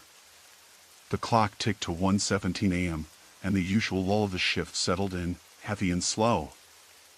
I rubbed my hands on my jeans, trying to shake off the chill that crept in from the cracked window near the door. It was early March, but the night air still carried a sharp bite. The town had been quiet all evening, save for the occasional passing car echoing off the empty sidewalks. That was when I first noticed him. He was standing just past the edge of the street lamp's glow, leaning against the brick wall of the closed deli next door. At first, I thought he was just a late-night smoker or someone waiting for a ride, but there was something off. His head tilted down, face hidden beneath the hood of a dark jacket, but every few seconds he would glance up and toward the store, like he was checking to see if I noticed him. Our eyes locked briefly, a flash of something unreadable passed over his face, maybe irritation, maybe calculation. Then he looked away. I tried to shake the feeling that had settled in my gut, but the night was quiet again. He vanished around the corner before I could get a good look at him. Minutes later, a white van rolled slowly past the store, its headlights dimmed low. I watched the windows, but the driver stayed hidden in shadow. The vehicle crept by, then circled the block, feeling less like coincidence and more deliberate. My hands tightened around the counter edge as a cold sweat broke out on my back. The door jingled sharply, making me jump. A woman in a heavy coat came inside, boots clicking on the linoleum floor. She had dark circles under her eyes and a nervous glance that flicked to the van parked just out front. "Long night?" I asked, trying to sound casual, but the tremor in my voice was unmistakable. She nodded, eyes darting to the far corner where the cigarettes were stacked. "Just waiting for a ride. My phone died." I forced a smile. "I can let you borrow the phone in the back office if you want." She shook her head quickly. "No, that's okay. Thanks." After paying for a bottle of water, she left almost as suddenly as she'd appeared. I watched her cross the street, where the white van had stopped, its door sliding open silently. A man I hadn't noticed before stepped out, leaning too tall for comfort. They exchanged a few hurried words before he pulled her inside the vehicle. I felt a chill run down my spine. I didn't know these people, but something about their interaction felt wrong. The store's screen beeped, signaling an incoming call. I answered, hoping for a welcome distraction. "Is this the night owl?" a voice whispered harshly. "We know you're watching." My throat went dry. I dropped the receiver, heart pounding. I bolted to the back room, locking the door and pulling the heavy filing cabinet in front of it. I leaned against the wall, breathing hard, trying to steady my shaking hands. The store was silent except for the distant sound of the clock ticking in a low, almost imperceptible scraping noise from the front door. I peered through the small window in the door just in time to see the hooded figure from before press his face to the glass, eyes dark and unblinking. He mouthed something I couldn't hear, then stepped back into the shadows. The van's engine started, and the night swallowed the vehicle whole once more. I stayed in that cramped back room for what felt like hours, listening to the sounds outside, the muffled footsteps, the occasional car passing by, the soft hum of the street lamp. When I finally crept out, the store was empty, the night silent again except for the dull glow of the neon open sign flickering above the door. I didn't know what had just happened, but I knew one thing with terrifying clarity. I wasn't alone out here anymore. And whoever was watching wasn't planning to stop. The flickering neon sign cast wavering shadows across the cracked linoleum floor as I stepped over the threshold, heart hammering against my ribs. Every instinct urged me to bolt, but my feet betrayed me, moving deeper into the store instead. The air was thick, heavy with the smell of stale cigarettes and something else, something metallic, faint and sour. From the corner of my eye, the reflection in the dusty glass counter shifted. I froze, breath caught in my throat. The shape was too vague to be sure, but it was there, just beyond the reach of the weak overhead light. A whisper of movement, a barely perceptible exhale brushed past my face. The hairs on my neck prickled, as if hundreds of unseen eyes had snapped open. I reached for the phone behind the counter, fumbling with trembling fingers. No dial tone. Dead. As if the store itself was conspiring to trap me, severing any lifeline. Panic bubbled like acid in my chest, but I forced myself to stay calm. Slowly, I edged toward the exit, every step matched by a soft shuffle somewhere behind me. Then came the voice, low and ragged, barely more than a rasp, yet unmistakably real. You shouldn't have come back. I spun. The aisle was empty. But the whisper lingered, curling around me like smoke. The night outside the windows was no longer silent. Somewhere out there, the watcher waited, grinning behind the veil of darkness, and this time, I was caught in their game. The afternoon was unusually warm for late October, and I had left my apartment window cracked open just an inch, hoping for a little fresh air. The sound of traffic was muffled but present, a low hum from the street below. I was sitting at the kitchen table with a cup of lukewarm tea, trying to focus on the spreadsheet I had to finish for work, but my mind kept drifting. The neighborhood never felt particularly unsafe during the day, but lately, I'd noticed things that unsettled me in a way I couldn't quite place. Yesterday, for instance, while I was walking home from the grocery store, I caught a glimpse of a man standing just at the corner, smoking a cigarette. He was looking down the street the moment I passed him, and when I glanced back, he was still there, just standing still, watching. It wasn't until I got inside that I realized he was wearing the same jacket I'd seen in the neighborhood twice before, once on a different street, and once outside my building, far too early in the morning. It could have been a coincidence, I told myself. People do wear the same clothes. But the way he stared made my skin crawl. Back in the kitchen today, I heard the faint clatter of keys at the door downstairs. That wasn't unusual. The building had old radiators that hissed and popped as they warmed up, and neighbors came and went all day. But the keys sounded different, heavy and deliberate, like someone was trying to be quiet but failing. I looked through the small peephole next to the door and saw a man standing there, his face obscured by a baseball cap pulled low. My heart came up into my throat. I didn't recognize him. He fiddled with the lock for a moment, then the key turned, and the door creaked open. I pressed my back against the wall and watched, holding my breath.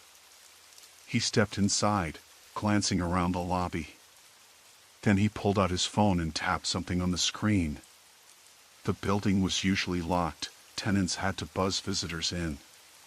How had he gotten in? I debated calling the landlord but hesitated. What if he wasn't supposed to be there? My instinct screamed at me to get out, but I didn't want to draw attention. The man's eyes swept the lobby again, lingering on the staircase that led up to my floor.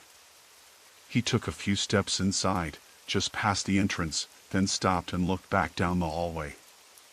I watched as his hand went into a pocket and he pulled out a crumpled piece of paper. He unfolded it, glanced over it briefly, then stuffed it back in and started walking toward the stairs.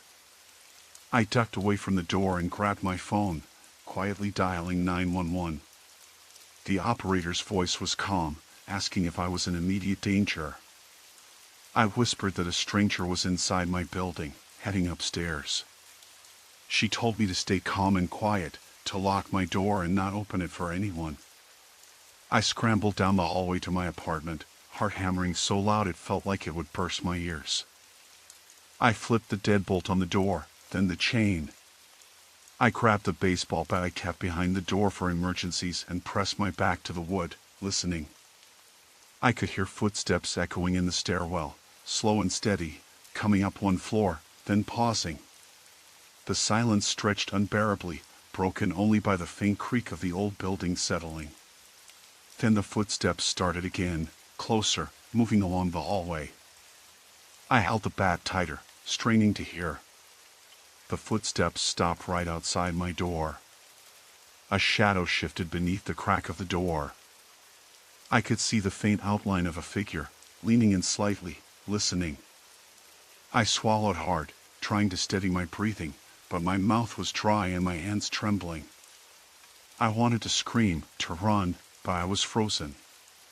Then a voice, low and rough, whispered, "I know you're in there." My heart lurched painfully.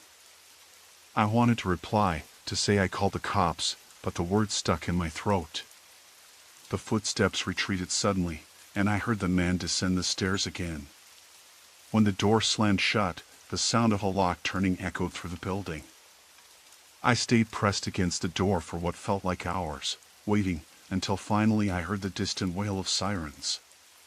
The police arrived and searched the building. They found no sign of the man, no forced entry anywhere else. The piece of paper on the lobby floor had disappeared. The officers said he was probably a transient or someone casing the area, but they would keep a patrol nearby. I sat on the floor of my apartment, clutching the bat, feeling hollowed out. The day that started so ordinarily had twisted into something I couldn't ignore. The man had known I was home. He had heard me breathing, felt me behind the door. I didn't know what he wanted or why he had left so suddenly, but I knew this wasn't over. At night, when I finally dared to turn off the lights, I kept the door chained, the phone and bat within reach. I stared at the peeling wallpaper and the flickering street lamp outside my window, waiting for the footsteps to start again. The quiet was oppressive, and the apartment no longer felt like a refuge. It was just a trap with thin walls and a door that might not hold. But the footsteps never came. Instead, a soft scratching began beneath the floorboards, slow, deliberate, and unmistakably close. I thought I was safe inside my apartment. The lock clicked shut behind me, and I slid the chain into place. The hallway was silent except for the faint hum of the fluorescent light flickering overhead, casting uneven shadows against the cracked walls. I set my keys down on the kitchen counter, the dull clink echoing in the empty space. That night, like almost every night since last week, the apartment felt like a fragile bubble, ready to pop. I tried to shake off the creeping edge of panic as I checked the windows. The one in the living room was latched tight, the old wooden frame swollen slightly from humid summer weather but still secure. The bedroom window was the same. I didn't hear footsteps or voices outside, and the street below was deserted, the street lamp at the corner sputtering weakly against the dark. But even as I convinced myself that everything was fine, I noticed my hands trembling as I closed the blinds. It started earlier that day, back when I had left for the grocery store. On the bus ride home, I caught a man's eyes more than once. He was sitting a few rows behind me, wearing a faded baseball cap pulled low over his forehead. Each time our gazes met, he looked away quickly, like he didn't want me to see him watching. When I shifted seats at the next stop, he moved too, keeping a distance but always close enough to be aware of me. I told myself I was imagining things, but the way he clenched his jaw and flicked his eyes at me didn't feel right. When I got off the bus, I walked faster, glancing over my shoulder without stopping. The parking lot was mostly empty. A few cars dotted the rows under the harsh orange glow of streetlights. I heard footsteps behind me, slow, measured, but when I looked back, no one was there. My breath caught in my throat and I broke into a run. I didn't dare pull out my phone to call someone until I was safely inside my building. And now, in the quiet of my apartment, that unease returned with a sharper edge. I kept checking the peephole on my front door, expecting to see a shadow lingering in the hallway. Nothing. Just the dull beige walls and a pair of scuffed sneakers left haphazardly outside my neighbor's door. I tried to distract myself by making dinner, but the simmering pan and chopping board couldn't drown out the sound of a faint tapping on the window. I froze, knife in hand. It was soft, almost imperceptible, a hesitant rapping that didn't fit with the usual sounds of the neighborhood. No wind, no rain, no stray animals. I crept closer, heart pounding. Outside, nothing but the flickering street lamp and the empty sidewalk. I told myself it might be a branch or a loose shutter, but when I peered through the slats of the blinds, I spotted a figure crouched near the base of the building. The man from the bus. The same cap, the same hunched posture. He was holding something in his hand, a small flashlight that flicked off and on. He wasn't moving toward the door, just watching. Waiting. I swallowed hard and retreated to the kitchen, grabbing my phone. My fingers shook as I dialed the non-emergency police number, trying to keep my voice steady as I described what I'd seen.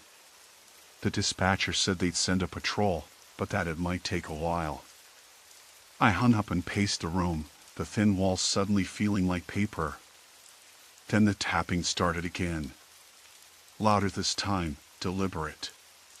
Not on the window, but the front door. I was frozen, listening to the muffled rhythm of knuckles against wood. I didn't look through the peephole. I didn't want to see who was there. The knocking stopped abruptly, replaced by a low scratching sound like someone trying to pry something loose. My pulse thundered in my ears.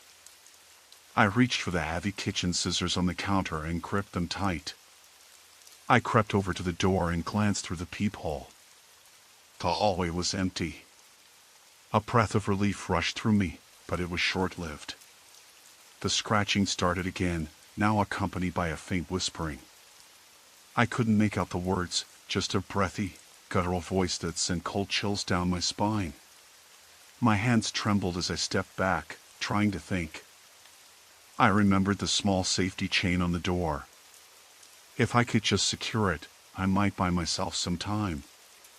I fumbled with the latch, my fingers clumsy and slick with sweat. Just as the chain clicked into place, the door slammed hard against the frame, rattling the walls. I stumbled backward, heart in my throat, then pressed my ear against the door. Silence. I waited, breath shallow, muscles taut. Minutes passed like hours. Then, the sound of footsteps retreating down the hall, slow and deliberate. I waited until the noise faded completely before unlocking the chain and peering through the peephole again. Still no one. I collapsed onto the couch, gripping the scissors like a lifeline. My phone buzzed in my pocket. It was a message from my neighbor, Lisa, who I hadn't told about any of this. Did you hear that banging earlier? Sounded like someone trying to break in. I typed back quickly, yes. I'm okay. Did you see anyone? She replied almost immediately, no, but the police are here now. They said they had reports of suspicious activity in the building tonight. I exhaled, tension easing just a little. Outside, I could hear the distant wail of sirens approaching. The bubble hadn't popped yet. For now, I was still inside it, clutching at the fragile thread of safety. But I knew this was far from over. Something had already changed, and I couldn't shake the feeling that it was only going to get worse. I didn't think much of it at first, the way the man in the parking lot held his phone up, standing at the edge of the lot near the cracked sidewalk, staring at me. I was closing up the grocery store alone that night, the fluorescent lights buzzing overhead as I counted down the last few minutes before the doors locked. The air was thick with humidity, and the humid breeze moved lazily through the parking lot, carrying the faint scent of rot from the dumpsters behind the building. I had my keys in one hand and my phone in the other. I was texting my boyfriend to remind him to pick up the dog's medicine tomorrow. The man was there when I exited through the back door, a few stalls away by the chain-link fence that separated the lot from the overgrown field behind the strip mall. He wasn't wearing a uniform or anything that marked him as a worker, just a dark jacket zipped up tight, even though the night wasn't cold. His posture was rigid, like he was waiting for something or someone. I glanced at him, and he didn't lower his phone. Instead, he swiped the screen once, then raised it higher. I could see the dim light reflecting off the cracked glass as he tilted it toward me, as if he was taking a picture. I stopped mid-step, my pulse nibbling at the back of my neck, but I told myself it was probably just some random stranger. Maybe a kid messing around, or a guy lost in the neighborhood trying to find his ride. I turned quickly and started walking toward my car, parked near the corner closest to the street. The man didn't move. The phone stayed up, aimed at me like a camera's lens. My fingers tightened around my keys. I told myself not to look back, but a cold sweat trickled down the back of my neck anyway. The parking lot was almost empty except for a couple of cars scattered around. The lot lights flickered overhead, one of them buzzing erratically like a dying insect. The street beyond was quiet, save for a distant rumble of a car or two passing by on the main road. The evening was too still for this, and the man's presence felt out of place. I had lost track of how many times I glanced back, each one making my stomach twist tighter. I slid into my car, locked the doors, and started the engine.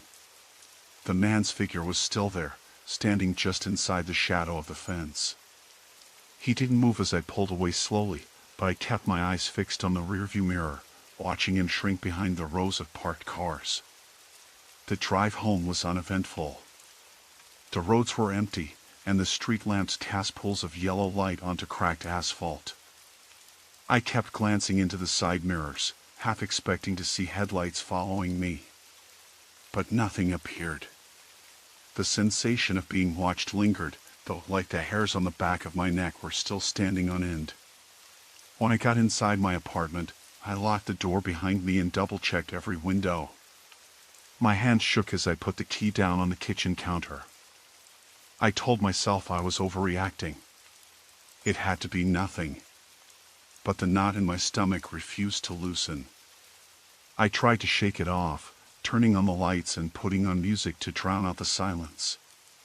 Still, every creak from the pipes, every whisper of the wind against the window panes made me jump. My phone buzzed with a notification. I grabbed it and froze. A photo had been sent to me from an unknown number. It was me. Not a picture from a distance, not blurry or accidental. A sharp, clear image of me getting into my car. My breath caught. I checked the timestamp, 10 minutes ago. I pulled up messages from the grocery store's security camera app on my phone, the one I downloaded after that break-in a few months back. I started scrolling back through the footage from tonight. The camera covered the rear exit and the parking lot. There he was, standing exactly where I saw him, phone raised, just out of the light. He wasn't moving, just watching. Then, something else caught my attention. After a few minutes, he slipped behind a parked van and disappeared from the frame. The footage was grainy, but then, about 2 minutes later, a man in a hoodie appeared from the shadow of the fence, moving slowly toward my car. He carried something long and narrow in his hands, but the camera's angle made it impossible to tell what. I swallowed hard and rewound the video to watch again.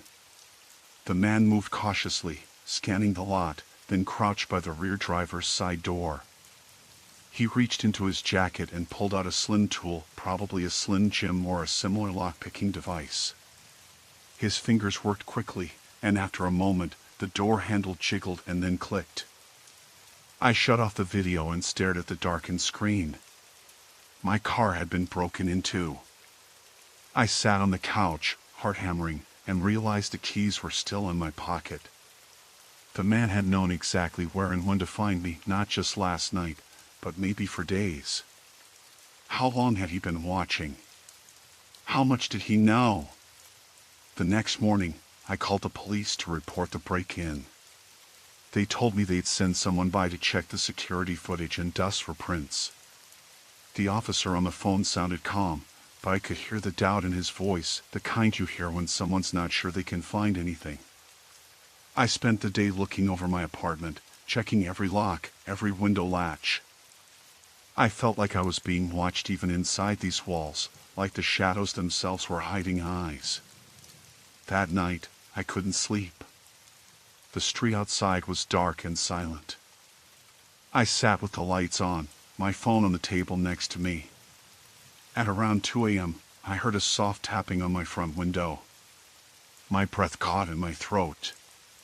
The street was empty, but out of the corner of my eye, I saw a dark figure duck away behind a parked car. I called the police again, but when they arrived a few minutes later, the figure was gone. They took a report, told me to keep the doors locked and call if I saw anything suspicious. But I knew this was just the beginning. I locked the front door behind the officers and slid the chain lock across the frame. My hands trembled as I pulled the curtains closed, staring out at the empty street.